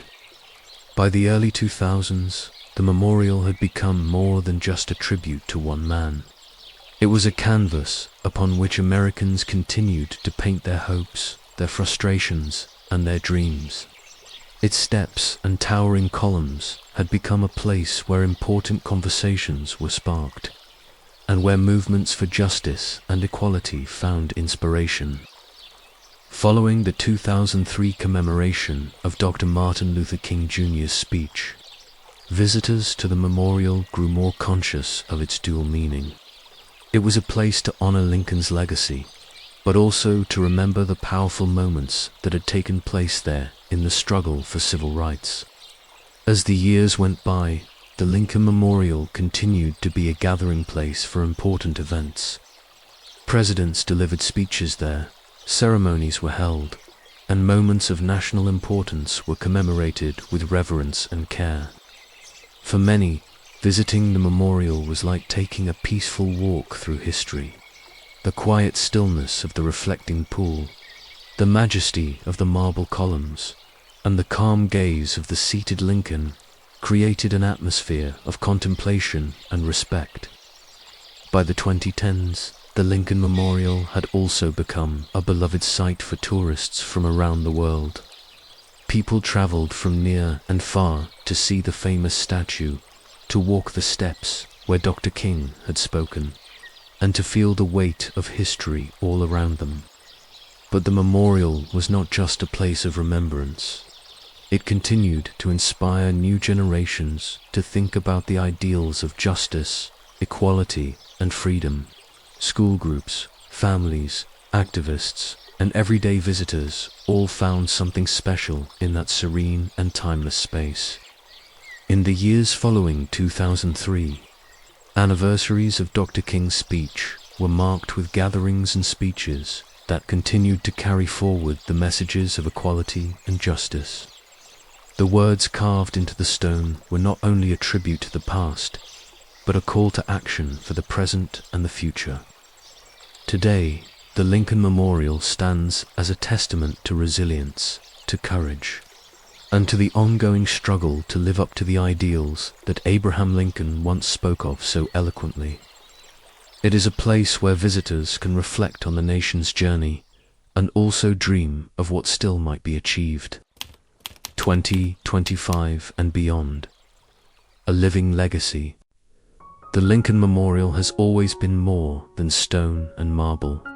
It is a living symbol, constantly evolving with the times and adapting to the needs of each new generation. As America continued to grow and change, so did the meaning and significance of the memorial. In the years leading up to 2025, the Lincoln Memorial remained one of the most visited landmarks in the United States.